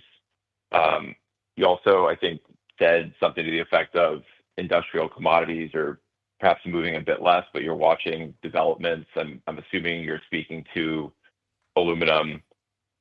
Can you just maybe provide some context, number one, on how incremental moves in aluminum might impact your cost per case outlook, number one, and just related, there's this element of the system will need to respond to incremental inflation from aluminum.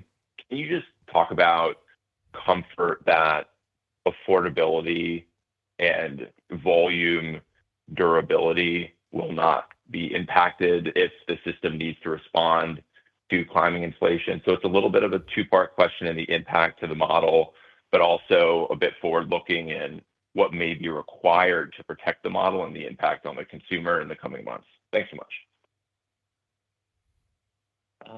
Yeah, sure. Firstly, this is predominantly an impact in the North American or in the U.S. business, but let's say the North American business, which is obviously a piece of the puzzle. So from a total company perspective, bear in mind this is over just one of the four segments, largely speaking, as we sit here today. Of course, as it relates to our strategies around ensuring affordability and ensuring consumer demand, if one package suffers some increase in input costs, we continue to have other packaging offerings that will allow us to compete in the affordability space. So, for example, if aluminum cans become more expensive, we can put more emphasis on PET bottles, et cetera, et cetera. So we will adapt the packaging strategy in function of changes in the relative input costs of what goes into that.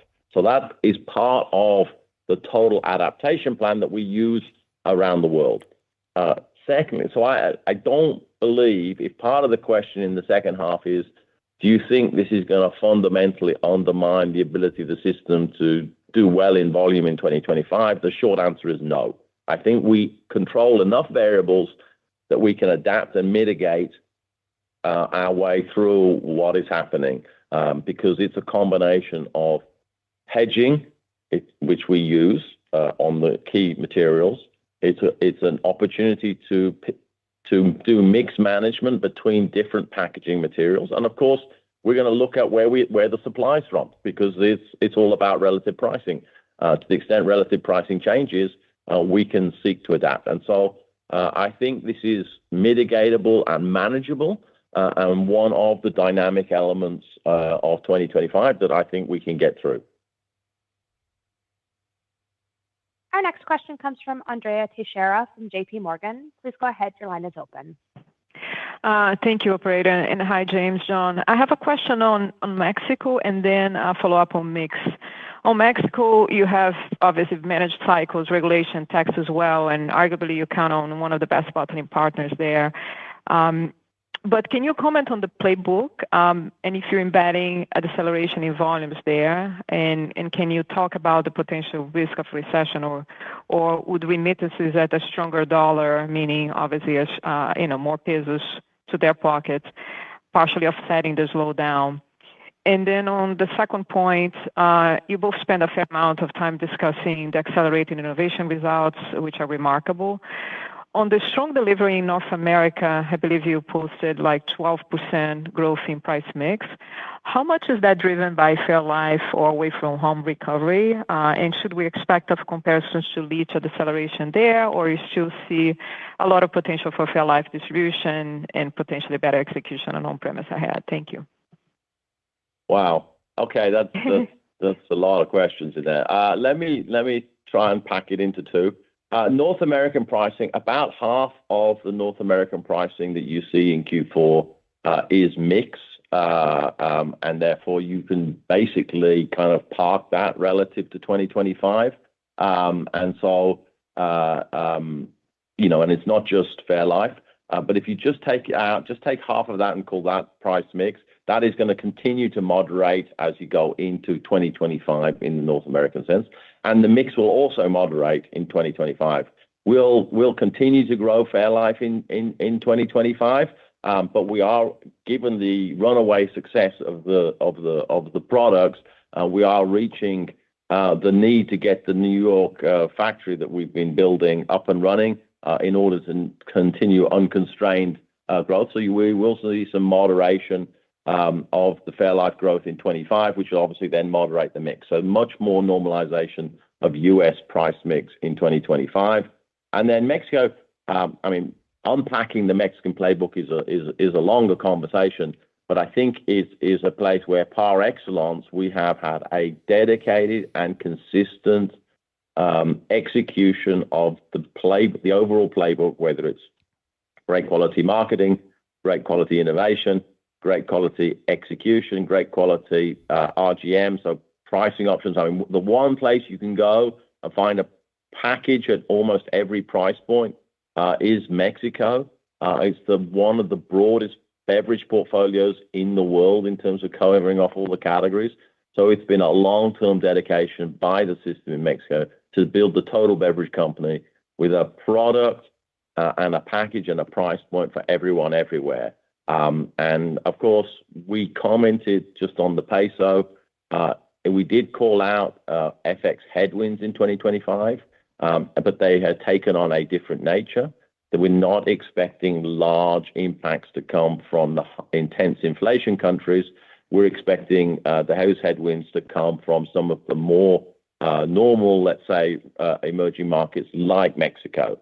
And that's part of the headwind you see on the peso conversion to the US dollar for 2025.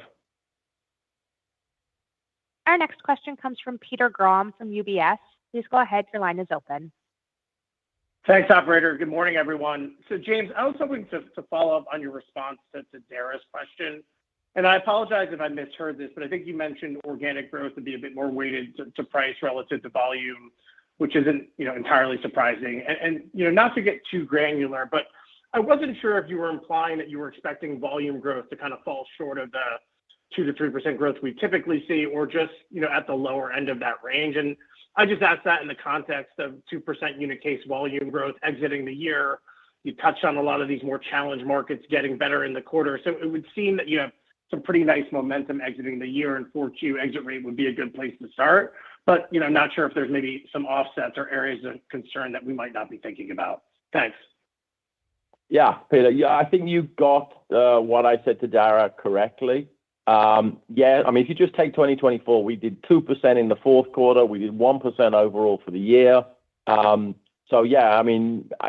I was saying is implying we're at the 1-2, kind of floating around that sort of range with a compensating factor on the pricing side. So we still get up into the 5-6 range. So I think you got it clearly, and I think also I think John made a comment earlier. In terms of the timing during the year, that Q2 is clearly going to be a tougher cycling quarter. But overall for the year, we feel we're coming in with momentum. There are a decent number of unknowns and a dynamic environment in 25 we believe we can manage through.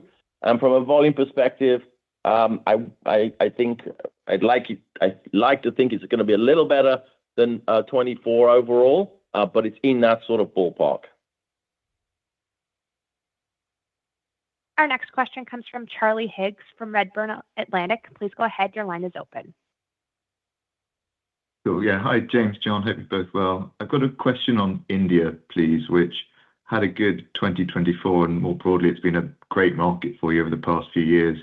I saw in Q4 that you've refranchised 40% to a local partner, and I was just wondering if you could comment on that and what attributes that local partner brings that perhaps could even accelerate the Indian business to the next level. Thank you. Thanks, Charlie. I just came back from a trip to India, so maybe I'll take this one. The refranchising program that we've had in place continues to move ahead, and India is no different to other parts of the world. We look for a certain profile of partner, those who are ambitious as we are to capture the opportunity, who have the capital, who have the ability to build capability over time. And we believe that our new partner there ticks the box very handsomely on all of these attributes. So you can just think of it as another chapter in the refranchising program, not just for India, but for those remaining in our portfolio. And the Indian market has got a tremendous amount of runway ahead.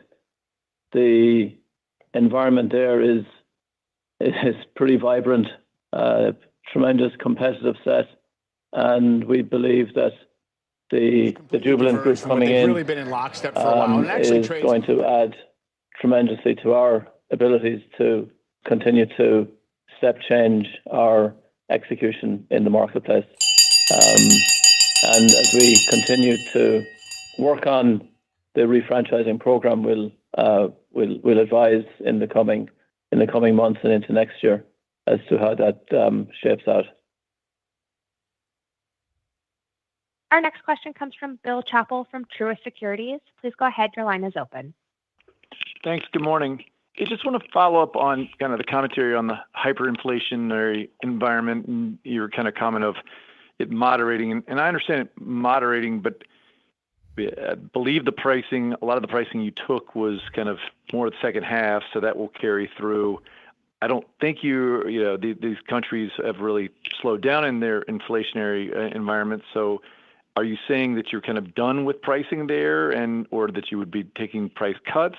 Because it seems like I understand you have a general guidance for this year, but it seems like the hyperinflation environments, there's not a real reason for them to moderate, but so much, at least for the next couple of quarters.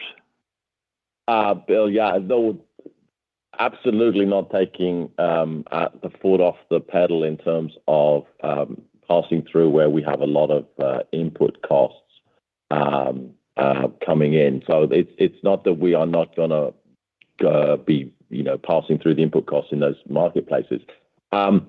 It was very concentrated, these high inflationary countries, and there has been inflationary moderation. I mean, if you look at Argentina for the sake of a singular example, the monthly inflation rate has dropped markedly through 2024. I think it's down to a few percent a month now, or 4% a month. So you definitely see a moderation. Yes, you're right. That in a sense, you'll see more of it in the first half and the first quarters than you will in the back end of the year. But inflation has definitively dropped in a lot of these countries because it was very concentrated in a handful, Argentina, a couple of the African countries, and Turkey. And so the inflation has come down. But we will continue. If it doesn't moderate, if there's other countries that fall into this category, because its input costs go up, we will pass those through in price. Even though we look to execute all our affordability strategies, we have to pass through the costs in those sorts of environments because it's just too overwhelming. Question comes from Robert Moskow from TD Cowen. Please go ahead. Your line is open. Hi, thanks. I wanted to maybe push a little bit more on your commentary that you change your mix of packaging to react to aluminum tariffs or higher aluminum costs. Is there any way to kind of delineate this? Like how much of a of a mix shift is necessary to go more toward plastic, less toward aluminum cans in the event of a sharp increase in can costs? It may not be a fair question, but is a 1% change in mix big enough to really influence the cost structure, or does it have to be something much bigger than that? Look, I think we're in danger of exaggerating the impact of the 25% increase in the aluminum price relative to the total system. It's not insignificant, but it's not going to radically change a multi-billion-dollar U.S. business. And packaging is a small component of the total cost structure. So, firstly, it's not a billion-dollar problem relative to the input cost. It's a much more manageable number. And so, between mitigation of supply chain sourcing, weights of the cans, price increase of the cans at some level potentially, switch to the PET, it's a manageable problem in the context of the total U.S. business. And I don't think you should not conclude that this is some huge swing factor in the U.S. business. It's a cost. It'll have to be managed. It would be better not to have it relative to the U.S. business, but we are going to manage our way through. New all-time high. Sold Coca-Cola, bought the dip on the S&P. From Piper Sandler. S&P is now gone up. New all-time high. Thank you. Good morning. Just wanted to unpack Asia Pacific a little bit more. You had price mix down there, partially offset by some pricing. But in the full year market share, 20 trades, 20 wins. A little bit apples and oranges. South Korea and Japan grew or gained share, and then Indonesia and Bangladesh declined or lost share. That would seem like a positive for mix. So maybe how do you reconcile those? What are some of the moving parts? And just help us understand that a little bit better. Sure. I think the biggest factor here in Asia Pacific in Q4 is what we're cycling. If Coca-Cola goes back down to 66, I'll sell my S&P and I'll buy back Coca-Cola. I would encourage you as you look at Asia. Asia is true overall, but Asia Pacific just in for the particular, dividends alone. For the reasons you called out, you've got some very developed markets like Japan. This is just Australia, on my IRA. Don't get confused with my main account. Very emerging markets like Bangladesh and Indonesia, and their relative volume performances can make a big difference to mix. So what you're seeing is a base effect from 2023 coming over. But I would encourage any analysis of price mix in Asia Pacific to be multi-quarter because it's just very choppy for the very reasons you just called out. Okay. Perfect. Thanks very much, everyone. To summarize, we're winning in the marketplace. We're going to continue to maintain our agility and focus on getting better on everything we do. We believe we're well positioned to deliver on our 2025 guidance and create value for our stakeholders over the long term. We look forward to discussing more next week at CAGNY. Thanks for your interest, the investment in our company, and for joining us this morning. Thank you very much, everyone. Ladies and gentlemen, this concludes today's conference call. Thank you for participating. You may now disconnect. There we go. Coca-Cola, another great earnings, a great business. For those of you who joined me late, the pop was great, more than expected. So I sold all of my Coca-Cola on my Roth IRA. Not to be confused, this is not my main account. My main account, I only own the S&P and I never trade. So just to clear up that confusion. I sold all of my Coca-Cola. I know it wasn't the top, but it was very close to the top to where it is now. In fact, that's where I sold it right there. It wasn't the very, very top. Doesn't matter. When you get a 4%, basically I made 4% this morning. I made $680 in a couple of months for free on my Roth IRA. You've got to do that. It makes perfect sense. And I bought the dip of the S&P at the same time, went straight all in there at the bottom of that, just here. I bought it at 10 to 7 this morning. And as you can see, it's going up. I bought it just about here, just there. So I've gained twice. That's 20 trades now, 20 wins. It's Coca-Cola is a great business. You can own it for life. You don't have to sell it.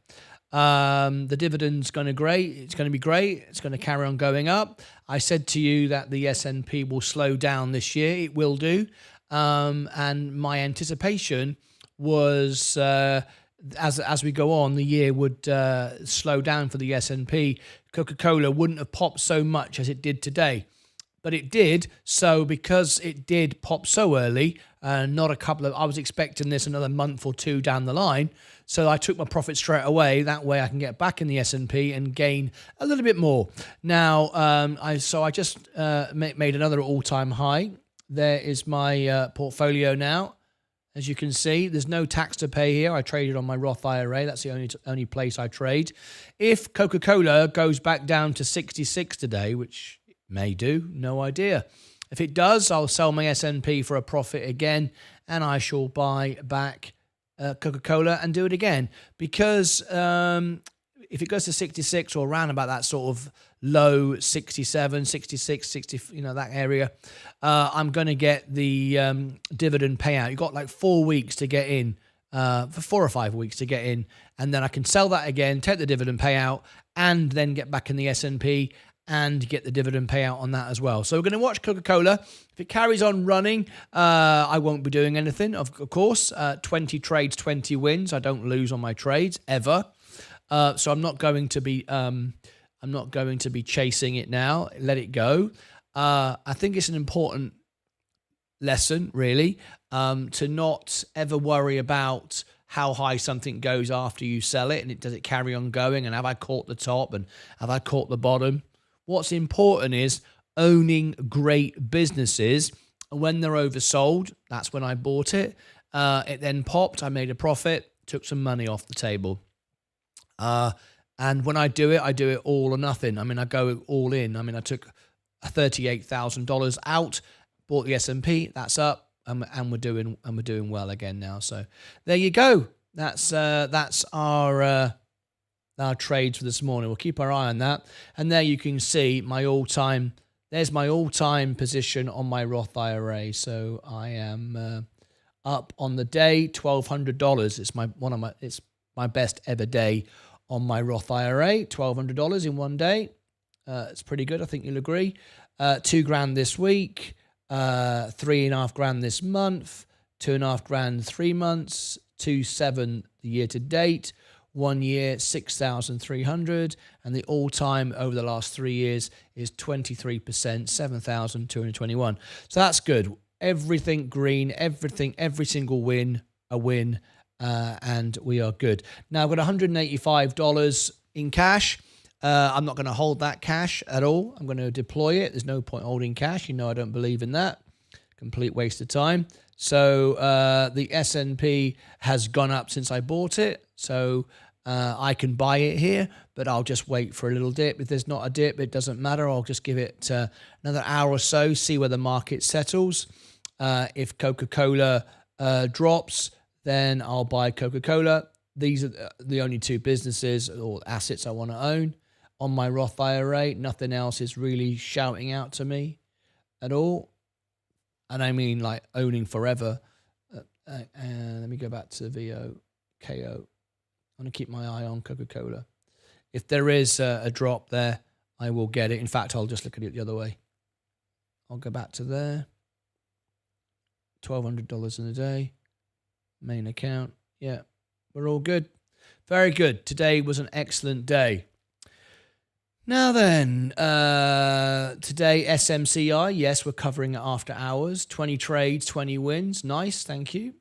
Good morning, everyone. Such a great time after finishing my normal job, getting back to ours. Yes, that's right, Alex. It's great to have you here.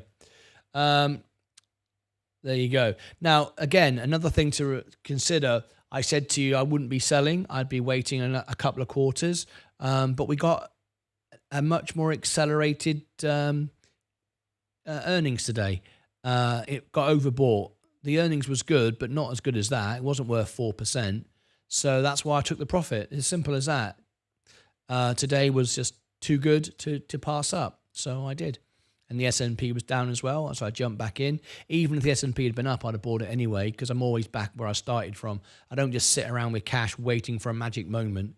I'm always in, and the next time I'll put money into the S&P, if I don't buy and sell, it will be next January when the account renews.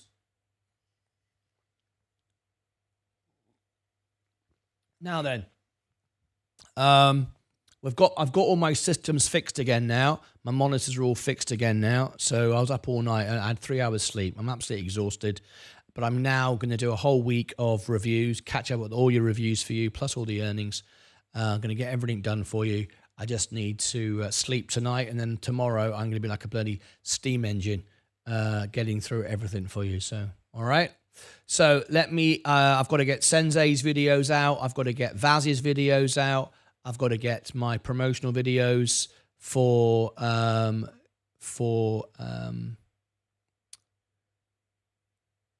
SMCI and DNUT. They're already made, so I've got to do those.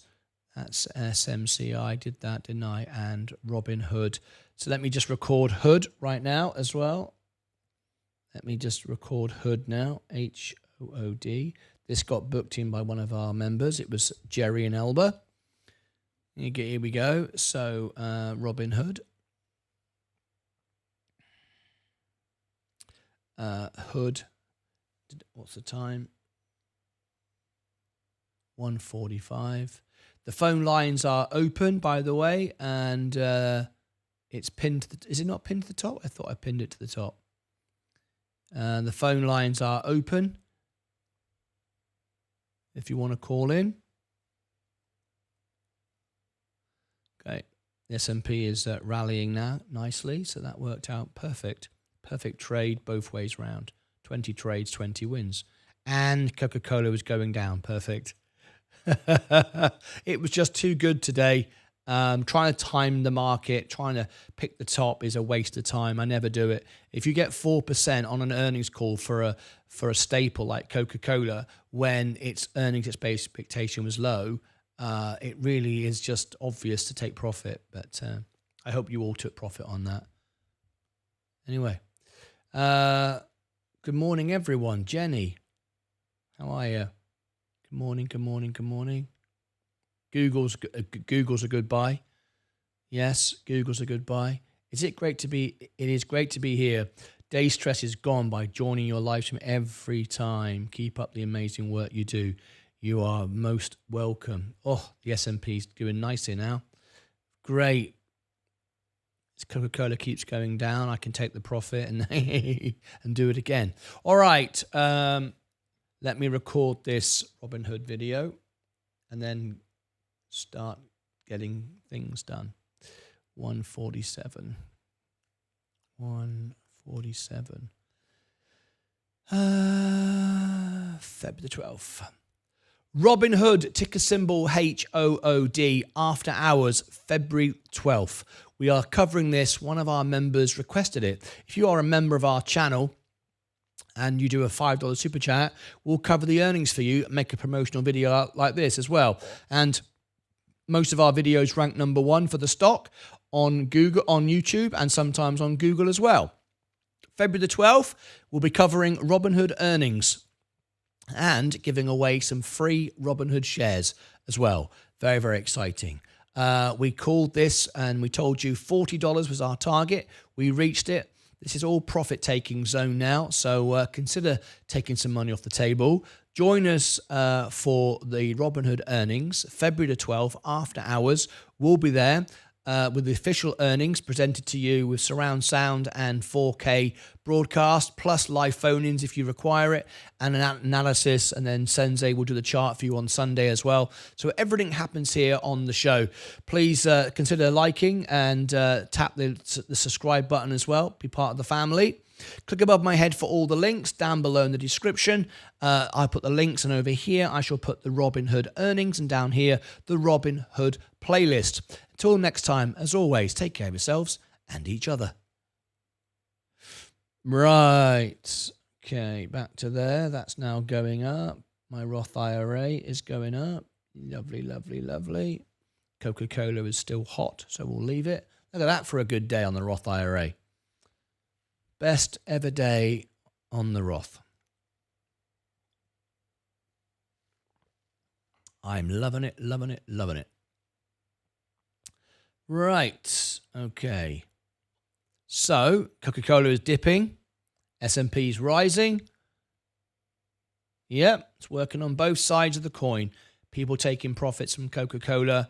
You see, if you just know what you want to take it. Don't sit around waiting for everybody else to react. Don't try to time it. You just can't. And why even bother? Why even bother? If you get a 4%, I got a 4% profit on Coca-Cola on an earnings which was good, but we've got the issues of aluminium, and they were downplaying it, but it's not insignificant. There is uncertainty, and Coca-Cola and J&J is always used as the piggy banks. So with everything dropping today, or it was earlier, don't be surprised if it drops again, and we can get back in. But either way, it doesn't matter. Right, Donald DeBoyko, I can cover a stock for you and do a review, but you have to be a member of our channel if you want that perk. There it is. It's only a couple of bucks to be a member, and I can do all those things for you, but it's a members only perk. Right, let's wrap this up then, so I can get all these videos out and start the reviews. So glad I've got my systems working again. Right, I think we are good. Let's see if we can get Coca-Cola to drop, if we can get this to flip even more. I think I've got another all-time high. There it is, another all-time high this morning, 52,767. Just awesome. That's my best ever day on the Roth IRA. Right, good. Any questions before we go? It's an earlier show because I've got to catch up with videos. If you're just tuning in going, why is he ending so early? It's 10 to 9 in the morning. The reason is, as you know, the last couple of days, I've had issues with my monitors. I've rebuilt everything. Everything is now fixed, and I have a backlog of videos to get out. I have Sensei's videos to get out. I have Vaz's videos to get out. I have all sorts of stuff to get out. So I have to end the show to get it out, and then I've got all the reviews to do, so that's why I'm ending the show early today, because there's a backlog now of content that needs to get out. So that's what we're going to do. So I'll turn the studio red, because technically we are red at the moment on the main account, even though we've had our best ever day on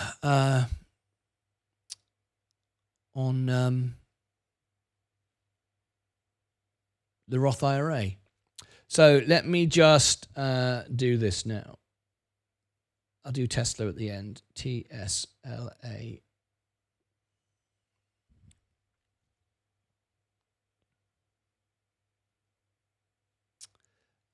Tesla at end. TSLA end. Okay. Tesla, ticker symbol TSLA. I'm so sad and disappointed here for the investors of Tesla. I'm not a trader, even though I do trade from time to time. I'm a long-term investor, and I like great businesses, and I like Tesla. And Elon Musk is great. However, again, he's damaging the brand of Tesla. In Germany today, people are refusing to buy Teslas, and they're just not doing it because of all the intervention there with their government. We've got people in the United States who are vandalizing Teslas as a protest. We got people in their millions left X to move over to Blue Sky because of Elon's connections, of course, with Trump. Should a CEO be so political and so divisive and so abrasive? And, you won't ever hear Tim Cook behaving like this, or Sundar, or any of the major CEOs, Mark Zuckerberg, sort of weighing in these different areas. The reason Tesla is down today is because of the unpredictability of volatility from what Elon's going to do next. We've just now heard that Elon Musk now wants to buy the AI platform, and billions of dollars has been offered for that. Well, where's that money going to come from? Well, we all know, we've been here before, right? With Twitter, formerly now known as X. It is a real stressful time to be an owner of Tesla. Now, what I do, I own Tesla. I own thousands of dollars of Tesla through the S&P 500. That's the way to do it, because you can own this business. It's part of your overall portfolio without the volatility. I don't like to trade Tesla because you're just guessing. It's not based upon anything anymore. It's a great business, but we have so many unknowns, so many things we do know, but then Elon keeps spoiling it. So I just feel it's not a place to really invest. It's just being ruined. You want to know what is going on with the business. And you kind of do, but it's affected by what Elon Musk decides to do from a day-to-day, on a day-to-day basis. It worries me. It really, really does. So it concerns me for everybody that's been investing in this. Some people came in today and said, I'm just dumping my shares again. And this is the thing. People all over the world are very, very anti-Elon. You might think Elon's a big rock star in America, and he is for half the country. However, around the world, and I know I've traveled around the world, not so much. People are really protesting. When has there ever been another car manufacturer, even though I know it's a software company, when has there ever been a car manufacturer that people protest and not wanting to buy your car purely because the CEO is doing stuff they don't agree with? It's crazy. If he just kept out of politics and ran his businesses, Tesla would be doing so much better. However, those that like to trade it, I guess it presents opportunity. But, you know, there's a reason why I've just done my 20th trade and my 20th win. I don't lose because I'm an investor. And trying to trade on emotion, sentiment, whether Elon Musk sneezes or not, is just too risky. It just doesn't make any sense. It's not based upon anything. And it really does worry me. And I hope our members today aren't losing money. Constantly chasing this. You'll always lose if you try to chase a stock on the way down, on the way up. Own the business. We've told you many, many times the entry point on this stock was $100. We were right several times. There's just too many unknowns and too much predictability. I'm sure Tesla fanboys won't care. They just think Elon Musk is the greatest thing in the world and whatever he says turns to gold. But at the end of the day, I'm an investor, not Elon Musk fan club. And I can't own a business when people are protesting and either vandalizing the cars in protest or just refusing to buy them as they are in Germany. Remember, if you can be the richest, you might be the richest man in the world, and you might have a great product and a great business, but it can be over in minutes. We live in a global community now. If the world woke up tomorrow morning and all decided no more Tesla, and they didn't buy any, I mean, there's plenty of options. That'd be it. There's nothing to stop it from going down.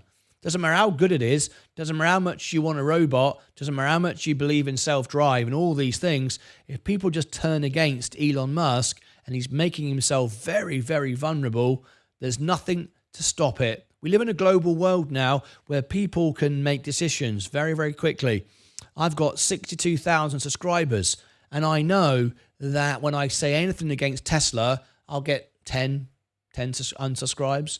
But that doesn't mean I'm not going to do it. I'm doing what's right for my investors, not what's right for my individual subscriber count.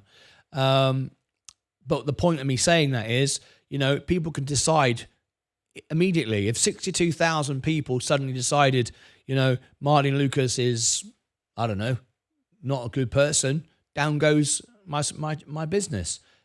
People can vote with their feet very quickly in this world. And Elon Musk should just be mindful of the shareholders that buy his business. They didn't all buy it for pennies a share like he did.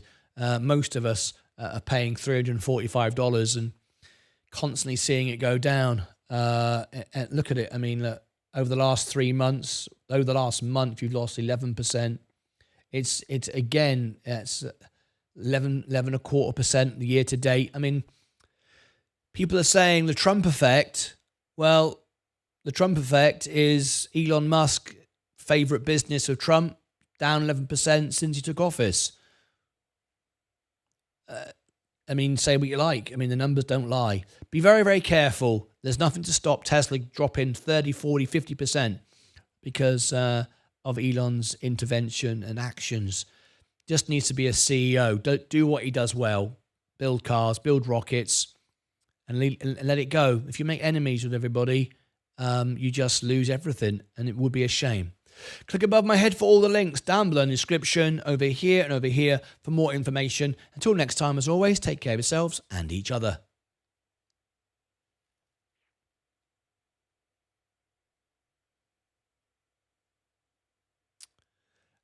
Thanks, Gary. I can't respect Elon Musk anymore. His tweet ruins his company, even if it's good. No one him anymore. Only a handful loves him. Yeah, I mean, it's globally, Elon Musk is not popular. In America, half of America love him, half hate him. But America is one country out of 195. There are many countries around the world and who do not like Elon at all. Wouldn't buy a Tesla if it was the last car on earth. Well, no other car manufacturer has that. Yeah, I agree, Alex. Okay, enough of Elon. So, Coca-Cola, yeah, we just covered the whole earnings. Bought small position in Rio Tinto. Congratulations. You missed it. It was done earlier while it was happening. Yes, we covered the Coca-Cola earnings live. I used to love taking Tesla Uber, but now I see Tesla is just it just grossed me out. And isn't it terrible? Look at Tesla now, look. Falling for the floor. Oh dear.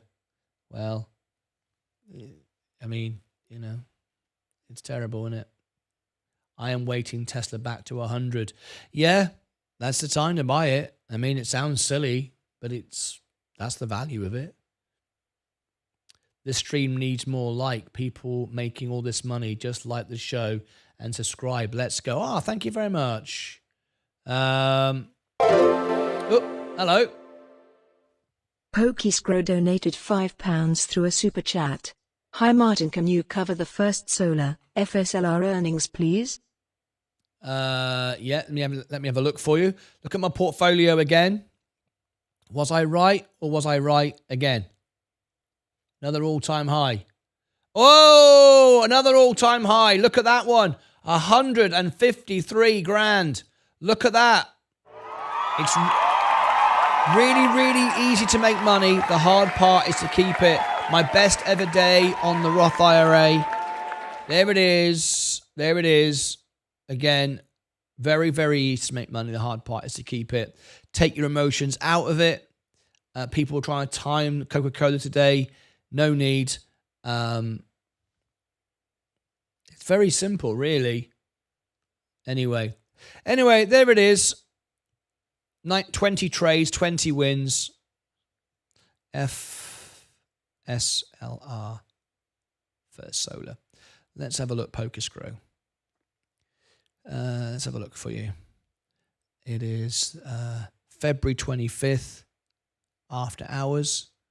February 25th. Oh, you're lucky. You just got in there because space already in. February 25th. FSLR. February 25th.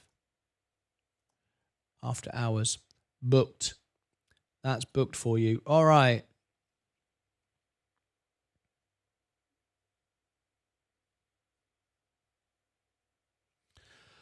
What time?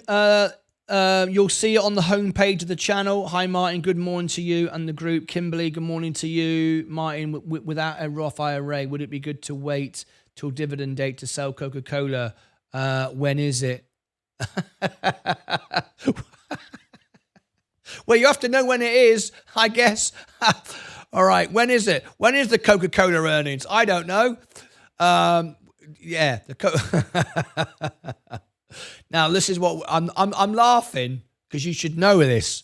If you're an investor, you should know it. I'm only joking. You come to the channel for information, right? But you should know it, right? Otherwise, how can you make an informed decision, right? Let me tell you, the declaration date is February the 20th. That's the day they're going to tell you how much you're going to earn. You're going to earn about 50 cents. I'm 99% certain, right?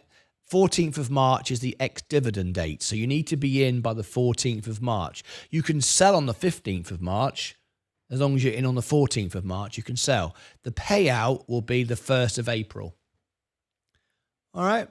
I've taken my profit. I am more than happy with that. I'm more than happy with that because I wanted to buy the S&P because the S&P's got sort of 3 or 4 months of growth before it goes, sideways into the autumn. So it made sense. It's not worth the $200 for me. The growth is greater than the $200. So it's a simple one, that. You and your friends in my head, you're a good person. Love the show. Martin, you and I are friends in my head. You are a good person. Donald, you're very welcome. Yeah, we're here to help, mate. I would call to discuss a few things, but I don't want to ruin the show and know you have to cover it a lot. Alex, no, I'd love you to call in. I'd love you to call in and hear from you. Alex, call in. There you go. I'll talk to you and then I'll end the show. Yeah. We've not had any live phone-ins since our drama on the channel, so I'd like to have a good phone-in. Only 5 minutes, just call in. There you go, there's the link. I'll pin it to the top. Let me pin it to the top. There you go. Anybody else want to call in? We've not had a call in.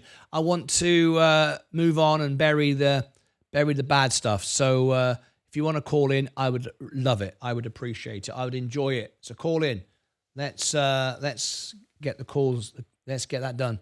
Top man, cheers. You're very welcome. Mad Max Must Beyond Twitter Dome. I lost money back a couple of years ago. Right. Okay. So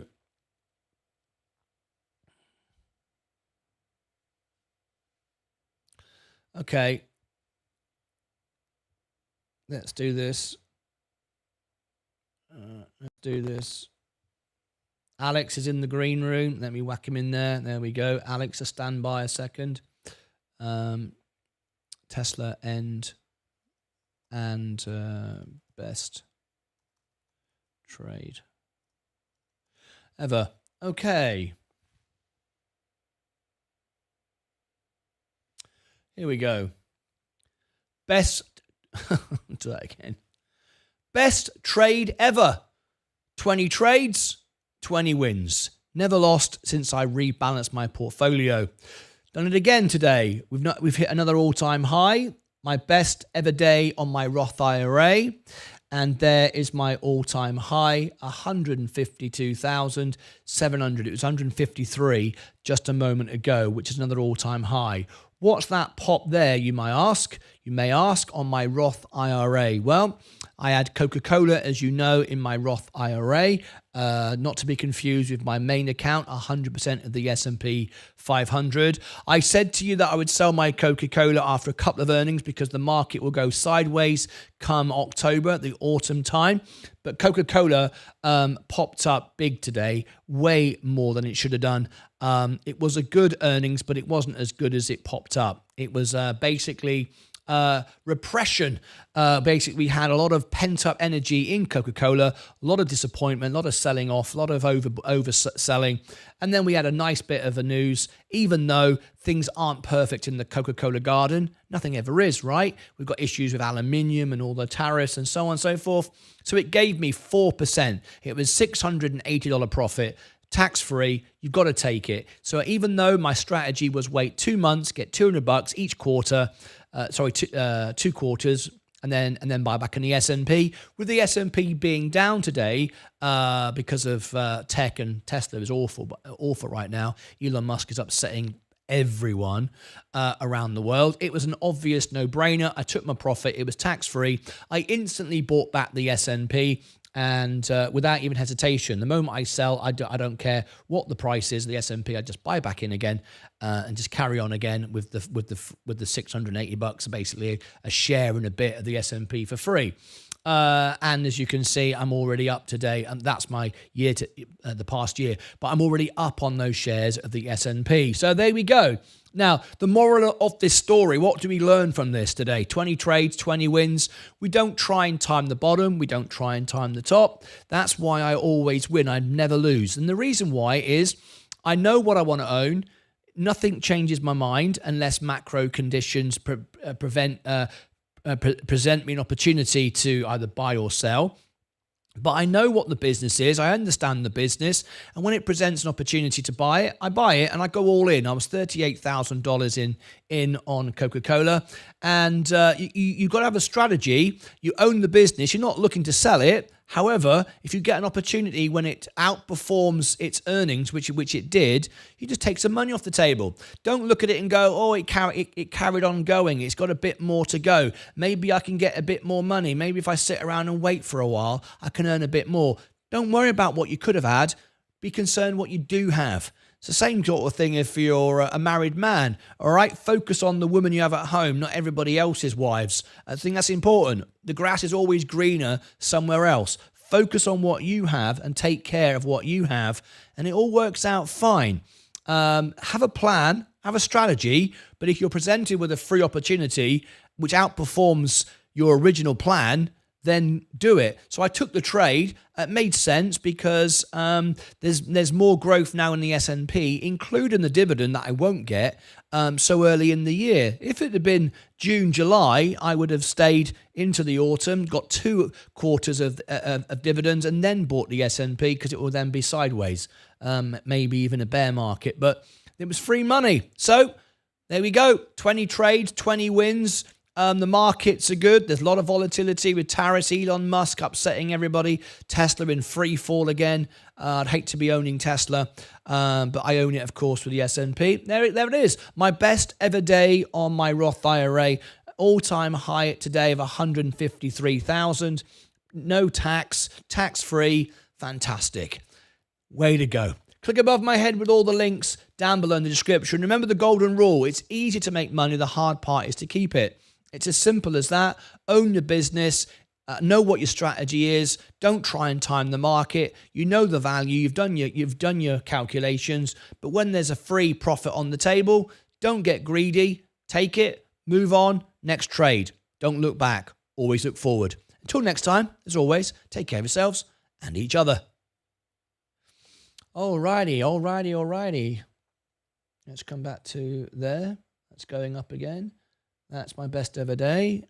That's all looking good. And let's go over to Alex, who's in the chat. Guest number 1. Alex, you're live on the show. How are you today? Good afternoon, Martin and everyone. I'm pretty good. How are you? I am well. I loved your comment. I just want to start by thanking you the other day. You know it was a stressful time. And dealing with certain situations, and I started the music concert with lots of expression in my music of what I was trying to say, and then we opened the pub door. Everyone came in, yourself included, and right at the end, the very last moment of the show, the very last super chat appeared on the screen after I just sung "Heal the World." We healed Martyn, and you did. Thank you so much for that. It meant the world to me. And it was great. And as it turns out, again, we've turned everything into an even greater positive. The channel is now stronger. We've continued to grow. The comments is now much better for everybody. Everyone can use them and talk and find all the comments. We have less bots. We have less trolls. And we've taken a negative and amplified it into many times a positive. Thank you for that. Your part in that. I appreciate it. Always, if I can do something to help someone, it feels, I wouldn't say right, I would say much better to help someone. We all have ups and downs in our lives. Obviously, you have a lot of stress with the whole business that you created, because I'm going to say it's a business. I believe me and most of the people here, we appreciate what you do. And whenever you need us, we're always going to be here. I'm always going to call. Appreciate it very much indeed. Can I just reply? We've got someone in the chat saying some. It's always the non-members. It's always people that come in who are salty on their losses. Clay says, you boast a lot about your trades. Let me just be absolutely clear why I say about when I win. Because it's 20 trade, 20 wins. There are no losses. Since I rebalanced my portfolio a year and nearly 2 months ago. It's to show you my strategy. This is my real money, my real trades, and I'm sharing it all with you. So I'm sorry if you don't like it, but it is what it is. And if I'd lost, I'd say I'd lost. I mean, because you see it on the show. So there it is. You said, but you said the end phase would go up after the earnings, and it did. Did you not take profit? Yet it continues to sink. Well, it didn't. There was profit to be taken. I suggested you take it. If you didn't take it, that was up to you. It's off-putting to hear you claim you're always right when it's simply not true. Well, sorry, Clay. I've never uttered a single word on the show which isn't 100% true that I'm aware of. A fact that I may have repeated from somewhere I'm not aware of, maybe. But everything I know that I do is 100% honest and truthful every single time. So I'm sorry you don't feel that way, but that is the fact. Whether you like it or not, it is the fact. So there you go. I'm not trying to be nasty, Clay. No, that's fine, but that's why I called you out on it. It just simply isn't true. So I respect you for your opinion. So before we wrap up the show, Alex, what's it you'd like to say today? So I changed my my investments. Like, you have helped me a lot. I'm not gonna lie. It's the first time that I'm on green Good. for 2.5 weeks, and as we say that we generally say on videos that we are true with what we say. We don't lie. And my mistake was with XRP. When Sensei called it and he said that I invested really high, I invested around at 330. Yeah. And I've lost 250 pounds. So Right. that's kind of like $280. Yep, thereabouts. So I invested back in Nvidia when Nvidia was 125.80. I think I got it. Okay, not too bad. I was expecting it to go 134, which I sold it at 134.70. Great. So that was one of the greatest investments that I've done, taking the Right. profit, waiting Nvidia to reach $104, $105 so I can reinvest back. Great. So now I put all of the money into Mobix. Okay. I've done my research, let's say, and I'm not gonna lie. Mobix has really big competitions. Like, we've got Wi-Fi's, we've got 5Gs, and everything that they are doing. Yeah. Yeah. So I wanna say that. What's your opinion about Mobix? Well, Mobix is on February the 18th. They've just moved the date back again. Let me just double check. I received a message from Mobix this morning. They had to move the date again. So let me just double check. That's correct. Was it on 21st originally? Yes, it's February. Yeah. It's February 18th. You won't see that on Robinhood because they've just told me they've not published it yet. But I can confirm with you, it is February 18th. You got to remember that Mobix is an acquisition company, so it's very early doors. A lot of volatility, a lot of unknowns. But as you know, we interviewed the CEO live on the show. I'm going to be actually taking part in the earnings call. I'm going to be asking a couple of questions on the call. I can tell you the questions that I'm going to ask. These are things that I want to know. What specific strategies, and these questions have to get approved by the SEC. A little bit of an inside tip there. When you hear the earnings calls and the questions that are put to the companies, they're already pre-vetted. No one just calls in and says, "Hello, mate. What are you? This is what. Can you answer me this?" They have to know what they're going to be asked to save embarrassment or legalities, whatever. So my questions were put to Mobix. Mobix have cleared them with the SEC, and these are my questions. Just worth knowing that, right? It's a bit of general knowledge. I always thought people just called in and asked what they want, but no, it's I already thought the same. Yeah, exactly. There you go. It's already preset. So, and I can't change it without it being cleared again. What specific strategies or initiatives is Mobix Labs prioritizing to drive shareholder value and ensure consistent stock price growth in both the short and long term? My priority is you, the investor, right? So I'm asking that on your behalf. Nvidia recently took a hit to their stock price due to DeepSeek. Are you concerned about competition from China? So they're my two questions, which I hope will provide color to your investment, right?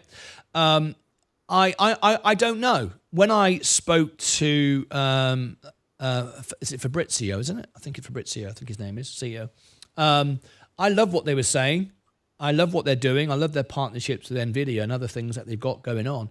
But yeah, there's a lot of competition, but they are an acquisition company. They're in the position of acquiring businesses to partner with them, strategic partners. That's what they do. So it's very early days, but it's very volatile. Would I be buying it? Well, as you know, I only own the S&P and then Coca-Cola. That's it. So no, I wouldn't. It wouldn't suit my investing strategy. But I'm a lot older than you. I've made a lot more. I've got a lot more money than you at the moment. So I'm now obviously being more safe and secure. You're younger. You can take bigger risks. You're looking for greater growth to then one day probably end up buying dividends in the S&P when you're my age. That's probably what you end up doing, I would imagine. But Mobix is... Yeah. Sorry to interrupt you. S&P is, I would say, the most safe investment because they've got... Well, they're growing. Yeah, it's got a track record over a long period of time. It's not that it's safe or anything. We can get crashes if all the big crashes in history. We know what they are. We know what happened there. The whole market goes down. Yeah, absolutely. But it goes down less than the individual stocks. Individual stocks can get wiped out. So it's not that it's not got volatility. It's not that it can't go down. But what it does have is a track-proven record of quality businesses that outperform, and that's why they're in the S&P. The bad ones get dropped and the new ones get added. Yeah. That's the point of owning the S&P. It's not, it can't go down and so on and so forth.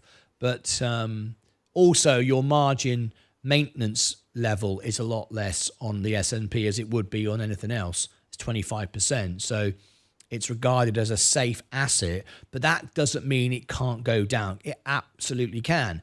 And that's why I keep my margin around the 50%. There's no point me, getting 80, 90% or like some people 10x their 10x margin and leverage and so on and so forth. And the stock has only got to move 0.5% and they're liquidated, that sort of thing. But the S&P is a slow grower, but it's a solid grower. And once you've got, I've now got $260,000. I'm going to be at $1 million by the end of the decade. That's only 6 years away. The S&P with very little, day-to-day volatility other than external macro conditions, $1 million will make me over $100,000 a year without ever putting a penny in, just on its regular historic growth. So I'm focusing on earning money and building a portfolio. And then when I get to 65, 70, I want to know I've got $100,000 a year coming in, which I can just draw on and leave the capital where it is.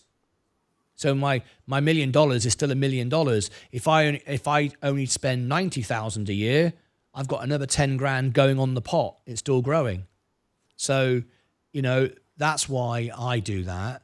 But you're younger than me and you're looking to build a portfolio and you're trying to find innovative stocks that can grow.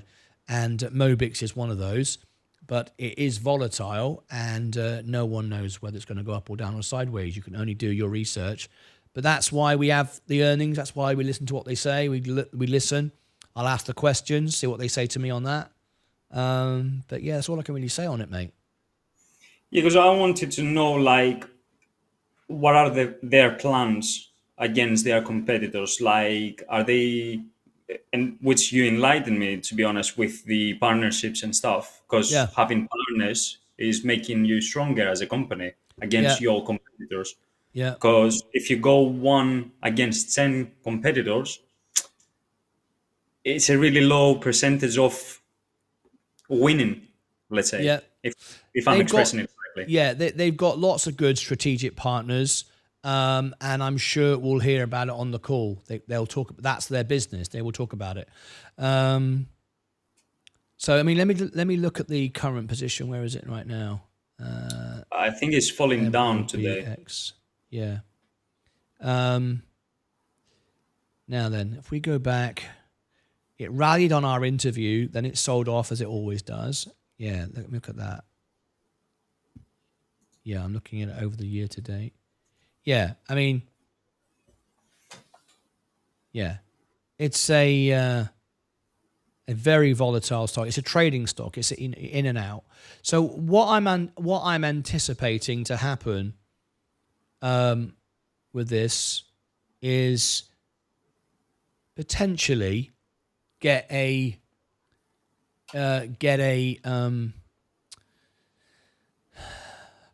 potential rally into the earnings and then profit taking again. That's probably what's going to happen with this. Why did you decide to opt for this rather than something else? First of all, I don't have the capital that I want. Like, as you know, on eToro, I made lots of mistakes, especially with leverage. Mm-hmm. And usually I invested into Tesla, Nvidia, but Tesla was back then $102 when I invested. Yeah. And my mistake was that I didn't keep it. Oops, I've just muted you. Please carry on. Sorry, carry on, Alex. Oh, it's all right. And with Tesla, I made the first mistake by not keeping it. With Nvidia, I'm going to say that I don't have that much money that I want to invest. Like, I had only 2 shares when I sold it at 134.70 actually. Now with Mobix, I think it's a great company as it's around the Wi-Fi, it's around in computers, it's around in 5G and everything like that, like how it is Vodafone or any other company. And it's really low. So I can get, like, right now I've got 200 shares of them. So I don't know if I'm going to keep them. Like, I'm waiting the earnings. If I can take profit and then see that it's going down, obviously I'm going to take the profit. And then I'm going to search another company to reinvest the money. Do you it's have... It's kind of like a trading. Yeah, but it's only to grow the money. Have you got an underlying portfolio like in the S&P or something just solid underneath all this trading going on? No, not yet. See, I would have that because you are just essentially trading right now, and there's nothing wrong with that. Just remember, 95% of traders lose money. Yeah, I don't want to lose more money. No. I don't like ever losing money, right? And so far I haven't since I've restructured my portfolio. So, and I won't lose again. There's no reason why I would.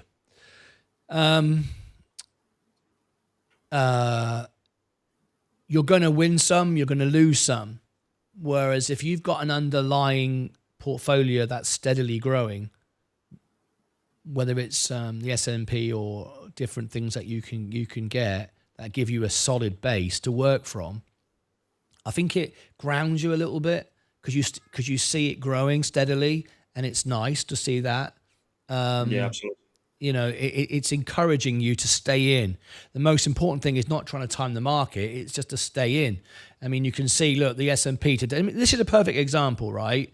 So I took my profit. I was always going to sell Coca-Cola. It was a business you can own forever.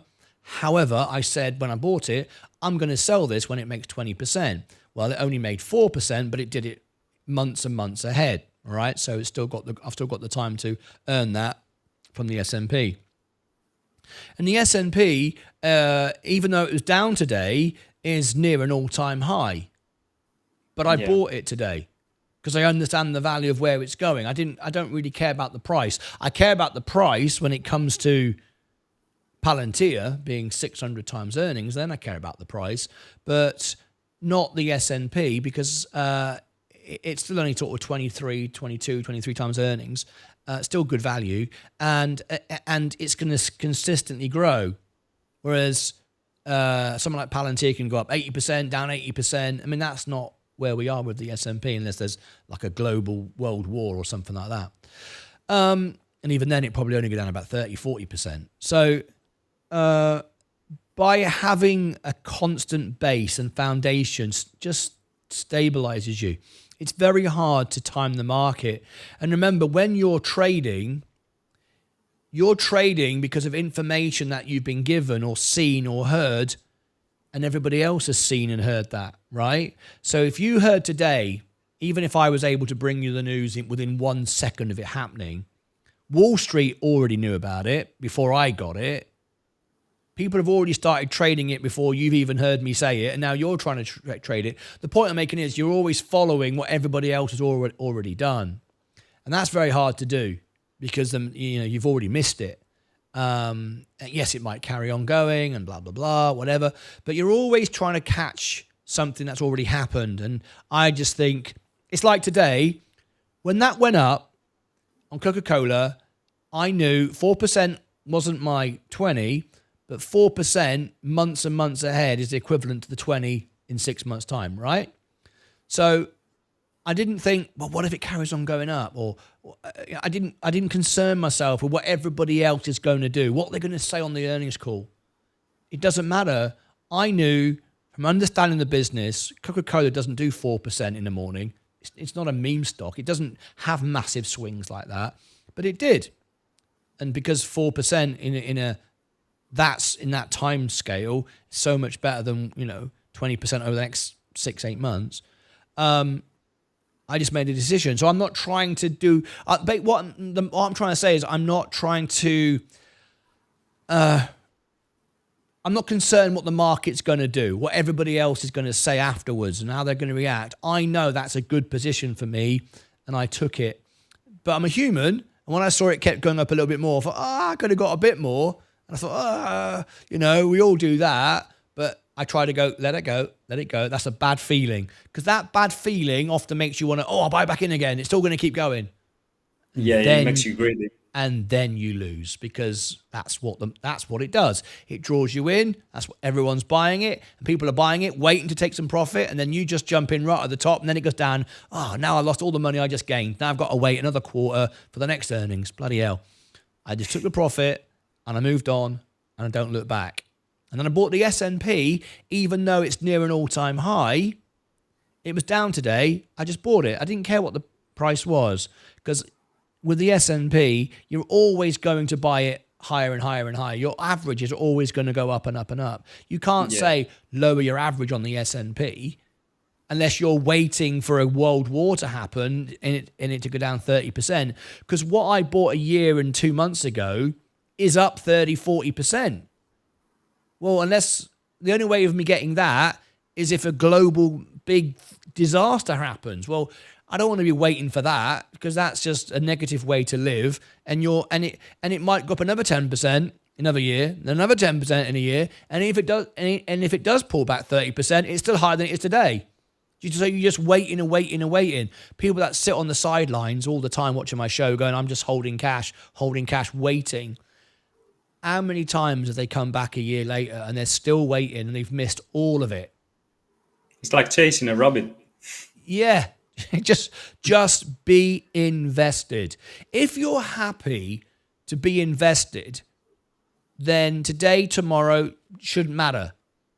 If it's only worth buying the S&P if it comes down another 1% or 0.5%, why would you buy it? Because you're buying it because you're expecting it to go up 10%. In fact, my case, 13% a year because I buy the macro dips. But 13%, nearly 14% a year. So if I'm expecting it to go 14% a year, and for the last 2 years it's on 20, 25%, so it's outperformed, right? It's doing great. Why am I bothered about trying to catch 0.5% lower or 1% lower? I'm just stressing myself out and missing everything. Like the Chinese say, the best time to invest was 20 years ago, if not today. The moment you start investing, that clock starts ticking. And now I'm sort of living evidence of that.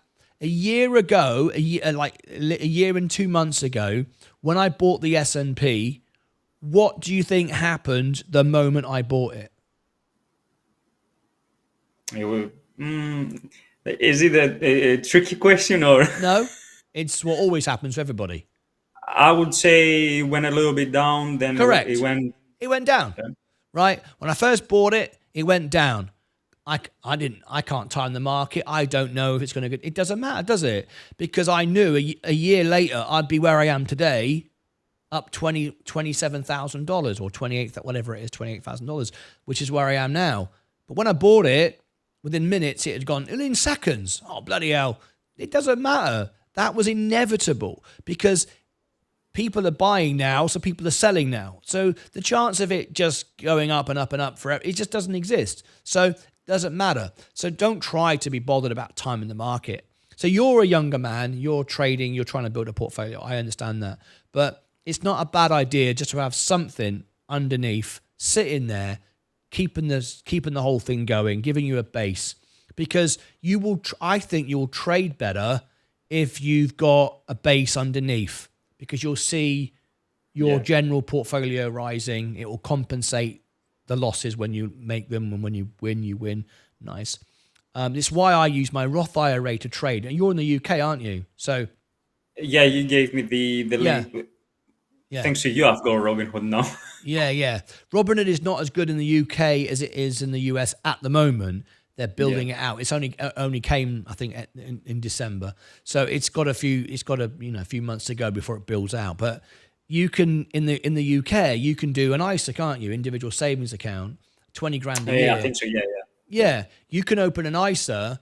I'm hoping that the Roth will come on the Robinhood and you could use that. But you can do an ISA, which is how I trade. So I trade on my IRA, my Roth, which for you would be a Roth when it comes, if it does, or an ISA, which you have now.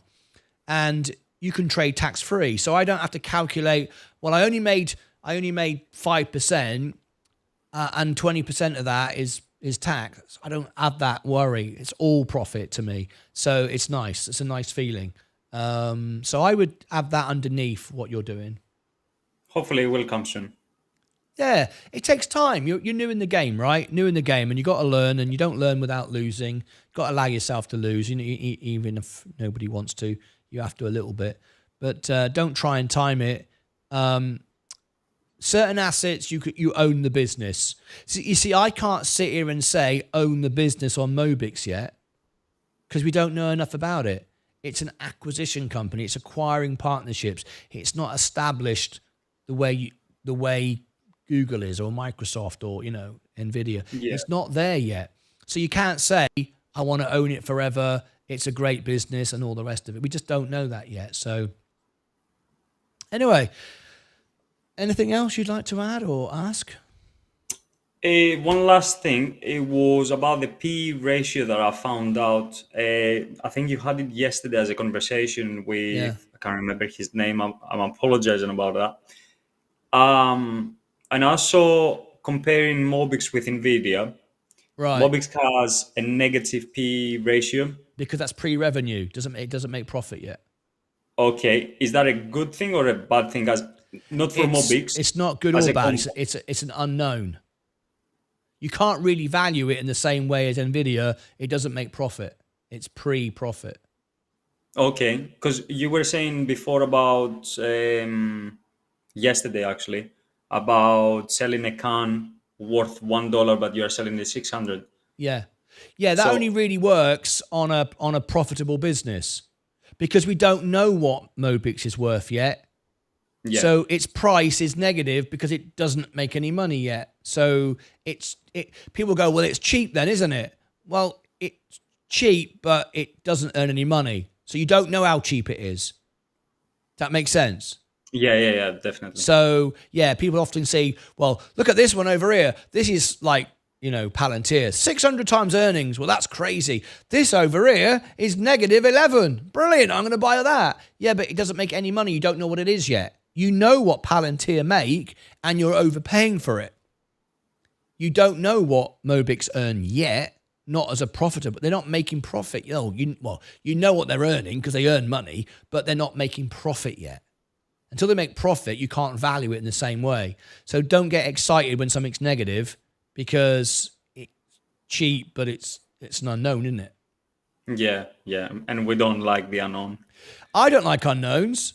As an investor, if I'm buying a car or a house, I want to go and look at the car, test drive it, walk around the house, see what it is, get a survey on it. I want to know what I'm buying.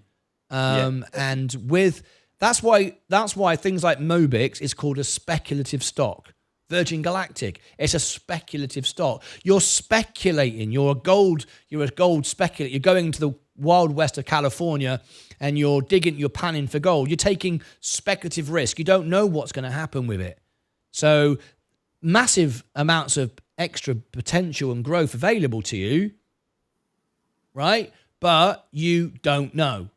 So that's, but the people that bought Tesla, the people that bought Bitcoin didn't know, did they? They'll say, no. Oh, yeah, we did. Oh, yeah, we did. We knew Bitcoin was going to go to 100,000 when it was 10 cents. Yeah, of course you did. Yeah, we all knew that as well. And we all knew Tesla was going to do well. Well, Elon Musk didn't know because he went, I think there was a moment in 2000 or whatever, stroke of midnight on Christmas Eve, he was 1 second away from being bankrupt, losing everything. Oh, when he used was that for SpaceX when he used Tesla's money to continue SpaceX? I can't remember, but there was some moment he was 1 second away from going bankrupt. Yeah. So he didn't know either, did he? So if he didn't know and he runs the company, how did you know, Mr. Tesla fanboy? You didn't, right? You're speculating, but you do know what Amazon's doing because they're profitable. The Amazon can stop their business tomorrow. They can draw the curtain. They can shut the doors on Amazon, sell their vans, sell their factory, sell their assets with all their cash and give everybody $1 billion, right? They got money. They've made the money now. They can pay off all their debts, give everybody a lot of money and ride off into the sunset and go, thank you very much. Whereas a company that hasn't made any money yet, or ain't made any profit, rather, can't do that. That's why we saw Virgin Orbit go bankrupt. That's why Virgin Galactic can go bankrupt and pay out nobody. We lose all our money. There's no big payout coming for us. So that's a speculative asset. However, there's massive opportunity potentially in that if they get it right. I mean, once upon a time, NVIDIA, look at that. Look at how that grew. Now we know what it does. That. Yeah. I was watching that, yeah. Yeah. It's crazy. Like they started with what, $1 cents, something like that. I don't know what it was, but it was a penny stock. It was nothing at all. So, it's very difficult. And look at this. Exactly what I said today has happened again. Let's see. So I bought the S&P. It was down. Lot of tariff concern. Lot of danger. A lot of unknowns at the moment with tariffs, with the aluminium thing. But I bought it with my profit of Coca-Cola. I bought it here at this dip here, and look, it's gone up. And if we go over to Coca-Cola, it's wobbling now. I sold it right here, just about here. I think it was 67.90. Yeah, just about that top there. It went up a bit higher, but now it's come back and it's down lower. Now, if I'd waited, I could have got it there, but this could have gone woof. I didn't know. Fact is, I got that guaranteed. This was an unknown. Now it's going back down again. Will it go up again? I don't know. The fact of the matter is, I don't have to look back. I don't have to go, oh, well, it could have gone lower, it could have gone higher. Fact of the matter is, I made $680 without doing anything. I always like to remind people of that. If I went out and dug a hole in the road, I deserve my $680 because I did something. All I did was sit and own the stock. Well, you might say, well, yeah, but you put your money into it. Yeah, but I didn't do anything. Technically, yeah, we're sitting on a chair and just watching the screen, technically. Yeah, exactly. Yes, it's your hard-earned money which you've earned and you've invested it, but don't don't devalue or trivialize. I think that's the best word. Don't trivialize profit. And I think too many people trivialize. I've only made 4%. I could make 1,000,000%, and they get all greedy and carried away. I made $680, Alex, for doing nothing. I mean, I don't know many times in my life when I get $680 for doing nothing. I don't think of any time. So I'm very happy with that. And I bought back the S&P like I said I would. I said I'd buy it back in the S&P. Didn't wait, just bought it. As it turned out, it's gone up. Could have gone the other way. But I can see we've got growth until the autumn. So I think there's more potential there for me to make more money because Coca-Cola popped so quickly today. I was expecting it to go up maybe 1% today, and then another percent in another month or time's time, then get a bit of the dividends. But 4% in a day, look at the history. It's a good day for Coca-Cola. And I'm not the only one. I'm not the only one who saw it because people are taking profit themselves. It's not carried on going, is it? Oh my God, this is brilliant. Let's keep on going. No, let's take profit. I mean, that's the thing you got to understand as well with certain stocks. What are they used for? Coca-Cola is a business you can own for life. However, Coca-Cola and J&J are both the piggy banks of the stock market. They are the safe old man, old lady money, right? You leave your money there, it makes dividends, it grows slowly over time, but it always makes you money, right? But people that bought en masse, Coca-Cola, J&J, Pfizer, PepsiCo, they might have owned it for 100 years. Generations passing it down. They might have owned it for that long. They got so much profit in it, they bought it for pennies. So they look at it as a piggy bank. And when they see the tech sector, the high growth sector, like down a little bit, like Tesla today went down a little bit, they go, right, take some profit from Coca-Cola, just like I did. Which is basically what I did, because I took profit from Coca-Cola, my piggy bank. I had $38,000, and I bought the market. And technically, I bought Tesla because Tesla's in the S&P, and the S&P is weighted towards tech, not as much as the NASDAQ, but it is weighted. So I bought that today. So that's what people do. So even though J&J and Coca-Cola and all these great things you can own for life, people use them as piggy banks, and then they can buy back in again. So, yeah. I think that's how I'm looking now for the Mobix, because my main investment, I want to be on NVIDIA. Right. But at the same time, I want the S&P, the VU. Yeah. Because from what I've seen, it's like, you might lose a small percentage, but then it will grow bigger and bigger and bigger and bigger. Like, it's not moving sideways, it's moving like up, down, more up. Oh up, yeah. down, I mean, more up. yeah. I mean, if you look at this chart, this is the chart of charts. There's not a chart better in the world than that. Yeah, exactly. Right? Now you can go, well, Nvidia's better than that. Bitcoin's better than that. It's had much greater growth. Yes, it has from top to bottom, but look at all the volatility in between. That's virtually a straight line.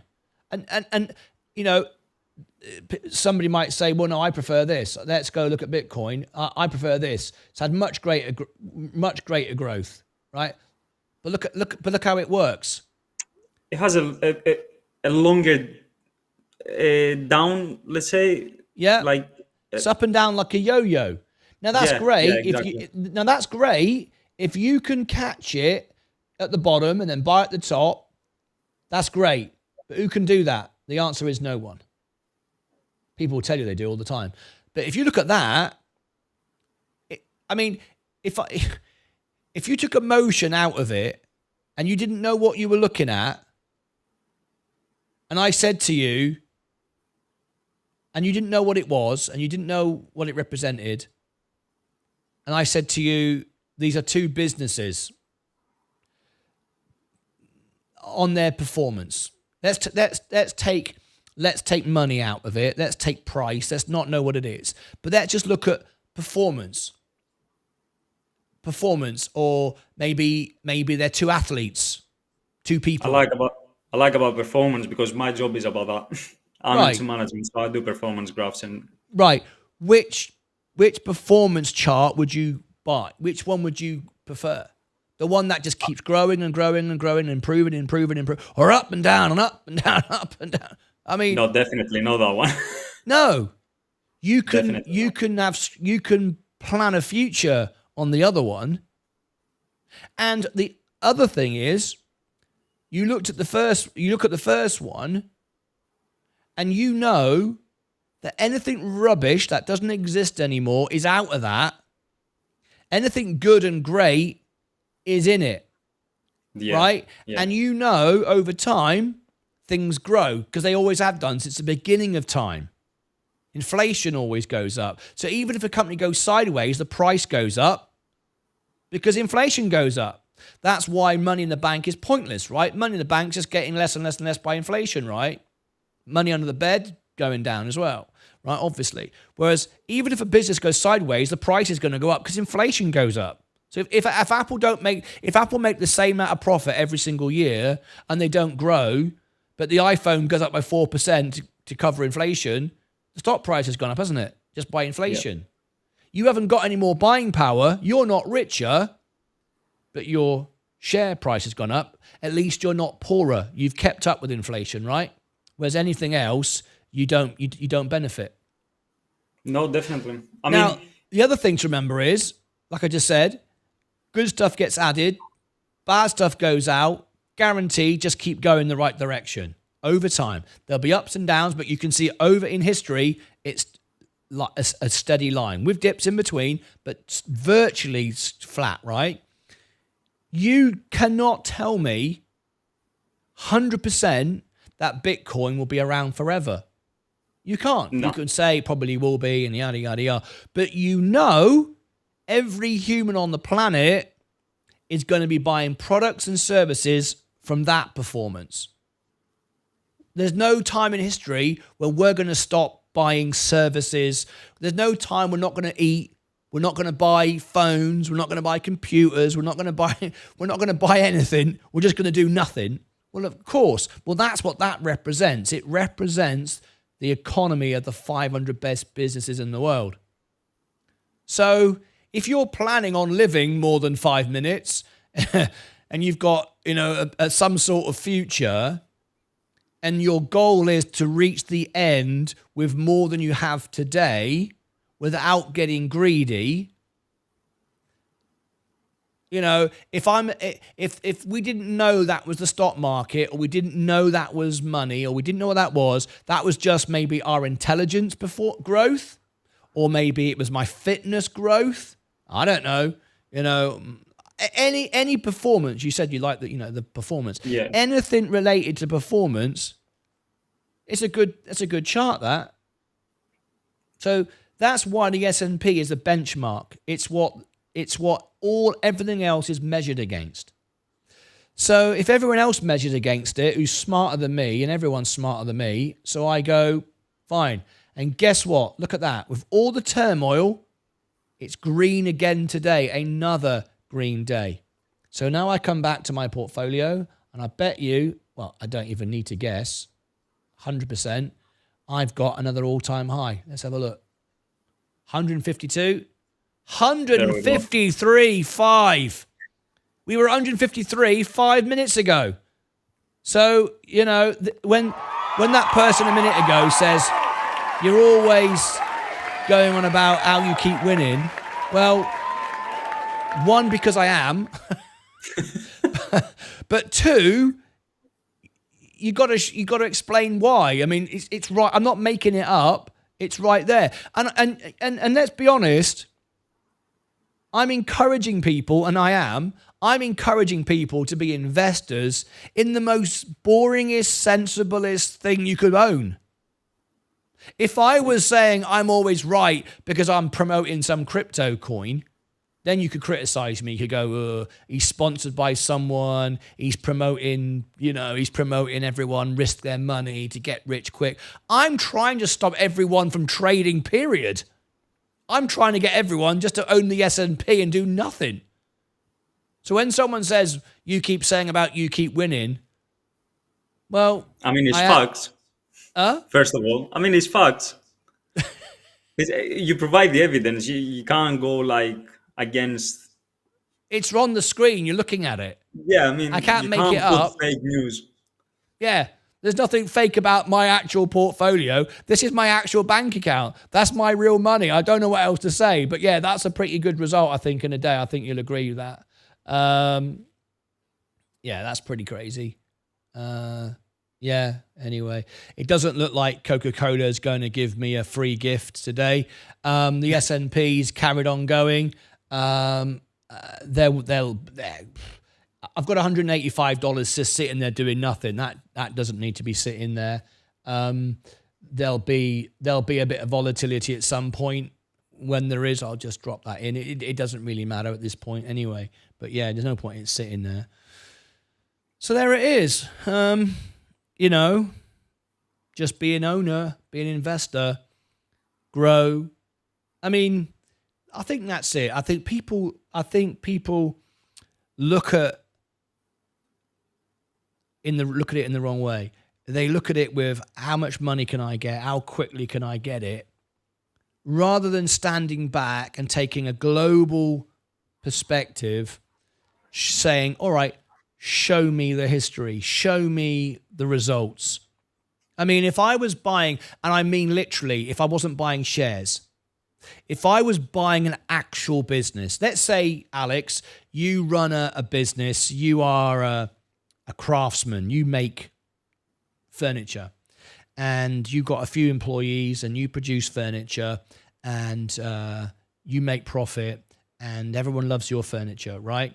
And I hear about it, and you need some money, and I'm looking to buy a business that earns me money, okay?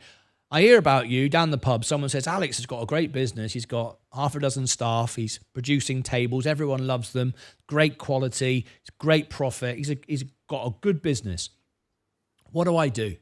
I come around, I talk to you and say, Alex, show me your books. Show me your order book. How many people have you got buying your tables? How much money do you make? Where do you source the raw materials? What's your markup? What's your profit? And then I say, how long have you been doing this? And you go, 50 years. And I've been growing like the S&P. I've been growing consistently. There's been ripples because, whatever. But there's been consistent growth. So no one's complaining. Everybody wants to buy more tables. Everyone's coming back to buy another table. They tell their friends about it. You got a good business, right? That's how you value a stock. And I'd go, right, I want to buy that business. That to me sounds a good business. I want to buy Alex. And I go, how much your business? And I look at the books and I see how much money you've made and I make you an offer. I go, right, you've earned 100 grand this year. You made 100 grand last year. Expected to make 100 grand next year. I'm going to pay you for this year and next year. So I'm going to give you 200 grand for your business. You earned 100 grand this year, so I'm going to buy that order book. You're expected to earn 100 grand next year, but you don't know yet. So I'm going to give you 200 grand, and now you work for me, and now all your profit comes to me. I employ you. I pay you a wage now, right? And that's how you look at it. So the S&P that's how I look at the S&P. I look at it as a business of 500 of the best companies in the world. I own them. I let them go to work. I let them earn me money, and that's it. I think the way we are discussing this now, it's how I thought it. Like I had a break at work, and I'm not gonna lie. I thought like, do I prefer to have 199 exactly 0.95 shares I've got on the Mobix? So let's say 200. Do you prefer that, or do you prefer one share of S&P? And I thought about it. And I'm like, but I don't know really about that company much. Like I'm going to attend into the first earning video that you're going to do. But what do I know previously? Like profits, costs, what their management schedule or plan, how generally they move the company. What are their strategies? Like, do they have what are the opponents or what are their friends or anything. But with S&P, I thought it as it's safer because, as we said, it has continuing growth. While the Mobix, it can go up and then suddenly boom. Yeah, go bankrupt. So I'm like, no, I don't want to keep it forever. Like, I'm gonna take the profit as You want much to as I can. trade momentum rather than owning the business because you don't know what the business is.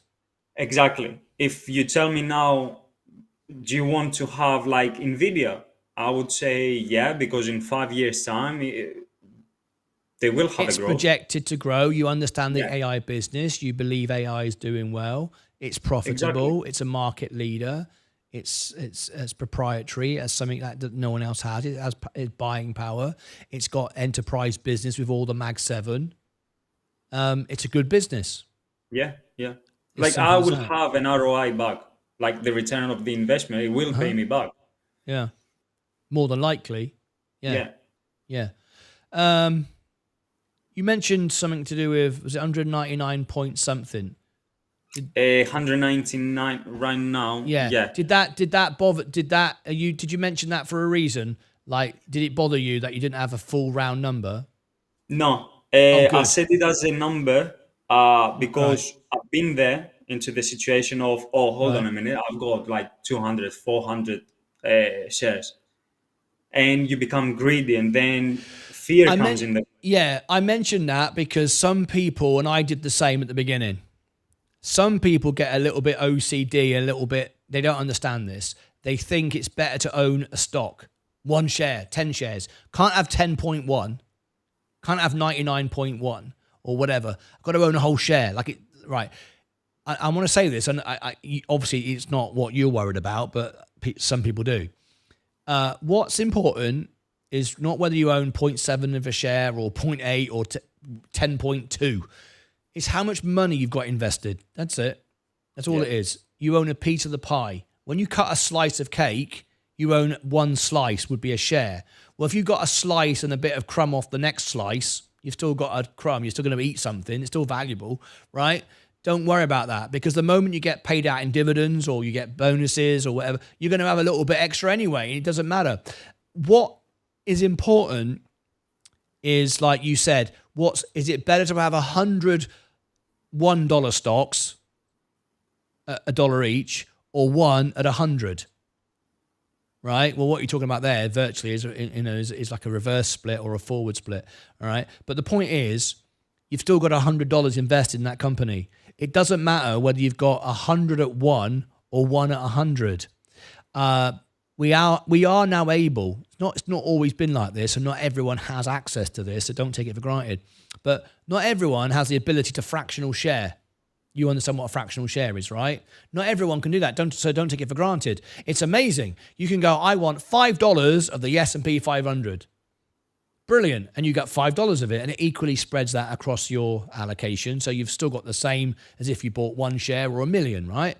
What's important is if you've got $5 or $1 million, the percentage of that share will go up the same. That business is the same. It doesn't matter. But would you rather 200 shares of some speculative gamble or 1 share of something good? Well, it's obvious. Yeah, that's what I meant about the 200 1 shares share of about something one. good, right?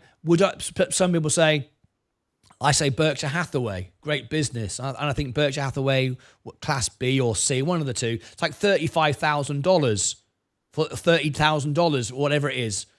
Or maybe it's more, I can't remember now. But some insane number per share. But you can buy $10 of Berkshire Hathaway. It doesn't matter.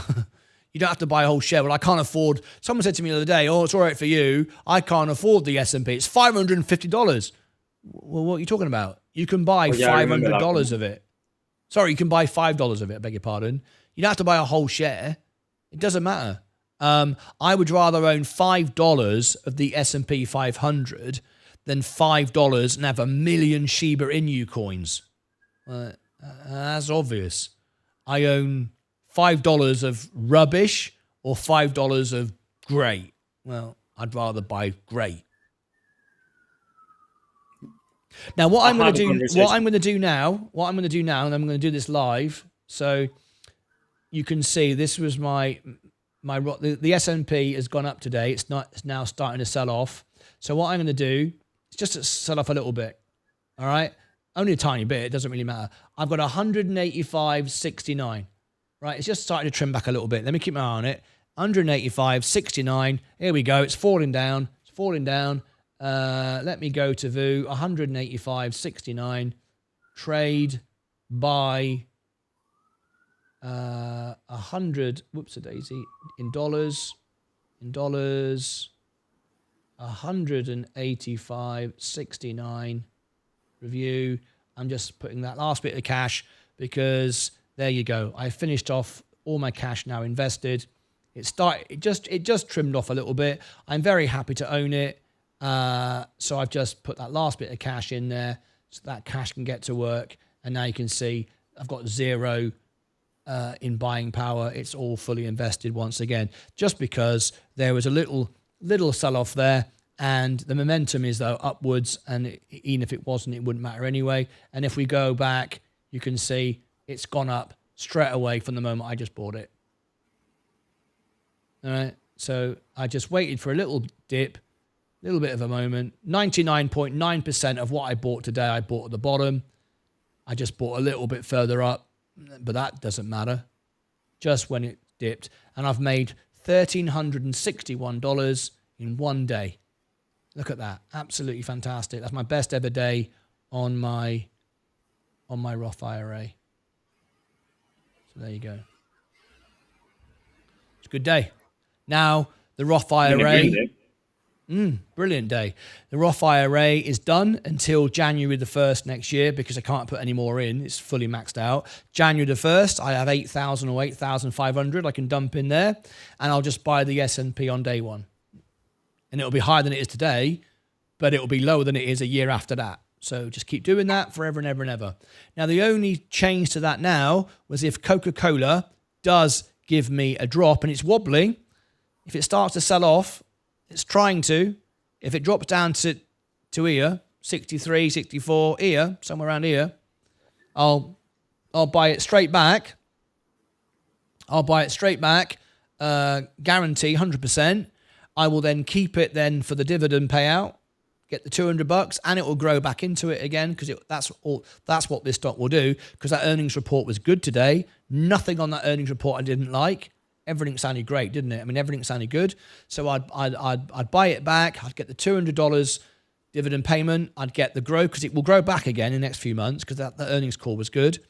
And then I'd buy the S&P again. But if that doesn't go down, I'll just stay where I am. Yeah. And that's it. To be honest. Yeah. It's not hard to make money. The hard part is to keep it.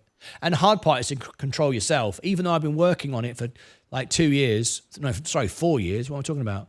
This morning, when I saw Coca-Cola kept going up, I thought, ooh, I could have got a bit more. I probably could have got another $500 today for doing nothing. I thought, yeah, it would have been nice, wouldn't it? But it doesn't matter, does it? It doesn't matter. Because at the end of the day, what I'm building is $1 million portfolio for 6 years from now. So what does $500 today mean? It doesn't mean anything. And when I get to $1 million, am I going to feel poorer because I didn't have $500 extra? It doesn't matter, does it? But you can't help yourself. You're thinking, oh yeah, if I just stayed on. And if you take all that out, that's when you start winning. When that comes in and that takes control, then you start losing, always. Yeah, I think there's no perfect investment. Like you can't predict, and you have said it in the beginning when I started my subscription, when you said that the market will always be faster than you, Wall Street is going to be faster than you. And at that time, it made perfect sense. Now it's making even better sense. Yeah. Because there's no point we are going to be faster than them. No. Everybody who's a fan of Donald Trump, everybody lost their money. Donald Trump brought a crypto coin out on inauguration, sat at the dinner table. It popped up. Melania's did the same, and then went down to nothing, nearly worthless now. The only people who made money on that were the Trumps. A handful of people. If anyone ever tells you they made money on Trump coin, they were buying it on the way up. So I don't know how much money they would have made, because then the moment it went up, it just went down. And right now, where is it now? It's down. I think it's on $15-16. Is it? I mean, Trump, where is it? And that shows you, yeah, there you go. That shows you that you cannot beat the system, right? Look at that. Look at that. I mean, absolutely one of the worst performing coins in the history. It went up, and I mean, look, it's one of the worst ever. It's quite. I mean, I don't know what you think about that, but is it right? The president of the United States started his presidency by basically stealing everyone's money sat at dinner. Not political. I'm just telling you how it is. Maybe he helped the economy of the USA. He helped himself. Definitely. He definitely made some money for himself. I don't think it's great. I didn't buy it. I wouldn't have bought it. And I wouldn't buy it now. I've had people message me going, is the Trump coin good now? It's down like 60%. Well, remember, anything can go down 60% every single day. Don't think, well, if it's at 60, it's only got 40% to go because that's 100. No, that's not how it works. It can go down 60% every single day forever and ever and ever and ever and ever and ever and ever until you can't count how small it is anymore. But yeah, it can keep doing that. So don't think it can't keep going down. Well, it's cheap now if it's 60% discount. It wasn't worth anything in the first place. It's just now worth less of nothing. It just, yeah. I mean, it can go more down. Like, oh yeah, it can go down to 1 cent. Oh no, the worth, I mean, it's already like worthless, like it's zero. It doesn't do anything. It's got no value. I mean, and Trump told you that himself, to be fair. He put in his social media, and Melania did, this is not financial advice. This is a souvenir and a momentum of the day. But I don't know what a momentum that is, though. If I'm a fan of somebody and I want to buy a souvenir, I buy a hat, a T-shirt. You've got one of my mugs. You buy something you can own, right? I don't want to. Yeah, 3. I don't want to buy a coin that's not even a coin. It's just a thing on my screen, which then you sell and make it worthless. What have I got? What do I end up with? Nothing. Nothing. Yeah. I just feel stupid now. So yeah, I mean that's not a good idea. Oh, hello. JT Tager has become a member. Welcome to the family. All right, Alex, final thoughts, mate. I've got to wrap this up. I'm hours overdue. No, I'm sorry that I kept you, to be honest. No, it's all right. Good conversation. No, I think I'm excited about the market, how it's going to move now forward. And hopefully I'll buy some S&P as well. Yeah. Well, I wish you all the best. Good luck with everything. We'll cover the Mobix earnings. We're going to cover that for you on February 18th. So tune in for that. We've got some big earnings coming up tonight. We've got SMCI. That's going to be volatile. Cover that. So I've got to get to work, put all those videos out, and get on with it. Get it all set up. Anyway, thank you very much for calling in, mate. It's much appreciated. Thank you very much for having me. My pleasure, always. There you go. Alex, good conversation. Hopefully everybody learned something and benefited from that conversation. Really, really good. Okay, I'm going to close the phone lines now. Phone lines are closed. The phone lines are always open during the show. JT Tager just became a member. I'll onboard you this afternoon if you tune in. I haven't got time to do it now. There are many, many perks. Make sure that you've watched the members video. This tells you about all the things you can get. You can now get discounts to Seeking Alpha Spread. You get a free song in the music show. If you follow me on Instagram and X, there it is, and I will engage with you. There's the all links if you want the newsletter and the birthday card. There is Discord. We offer you free training. Please do not accept a friend request from anyone called Martyn Lucas. They are not me. Send me a friend request and I'll accept it. Make sure that you use the correct spelling as I've put in the chat. That's it.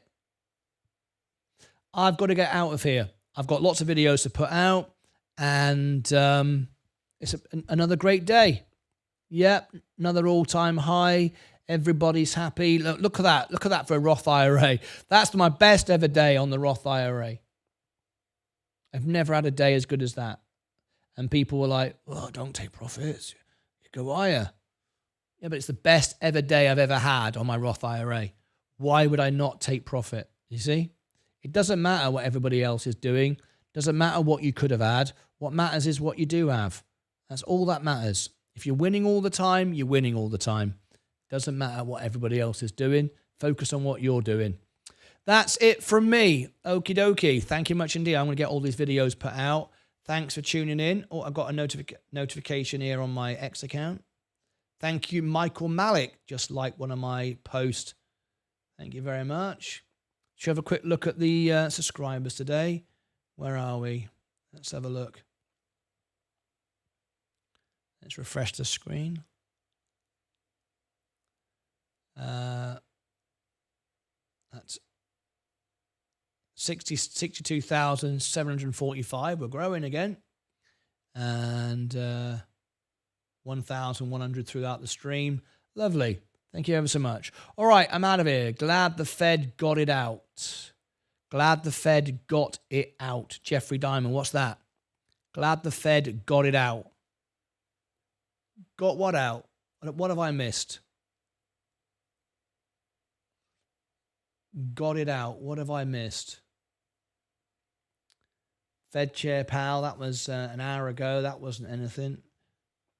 Glad the Fed got it out. Jeffrey Diamond, I'm sorry, I don't know what you mean. All right, I've got to go. Thank you ever so much indeed. I'll see you all back later. It's now time to get out of here. And hopefully tomorrow we can get back to normal. I fixed all the monitors now. Everything's working again. And I'll get these promotion videos out. The earnings call tonight. Stand by for that. And that's it from me. Thank you ever so much indeed. I'll see you all back in a bit. Tomorrow we'll start again with Day Trader of the Day and all those other things that we normally do. We've just been having to catch up. And there it is. All right, guys. Thanks ever so much. Take care of yourselves and each other.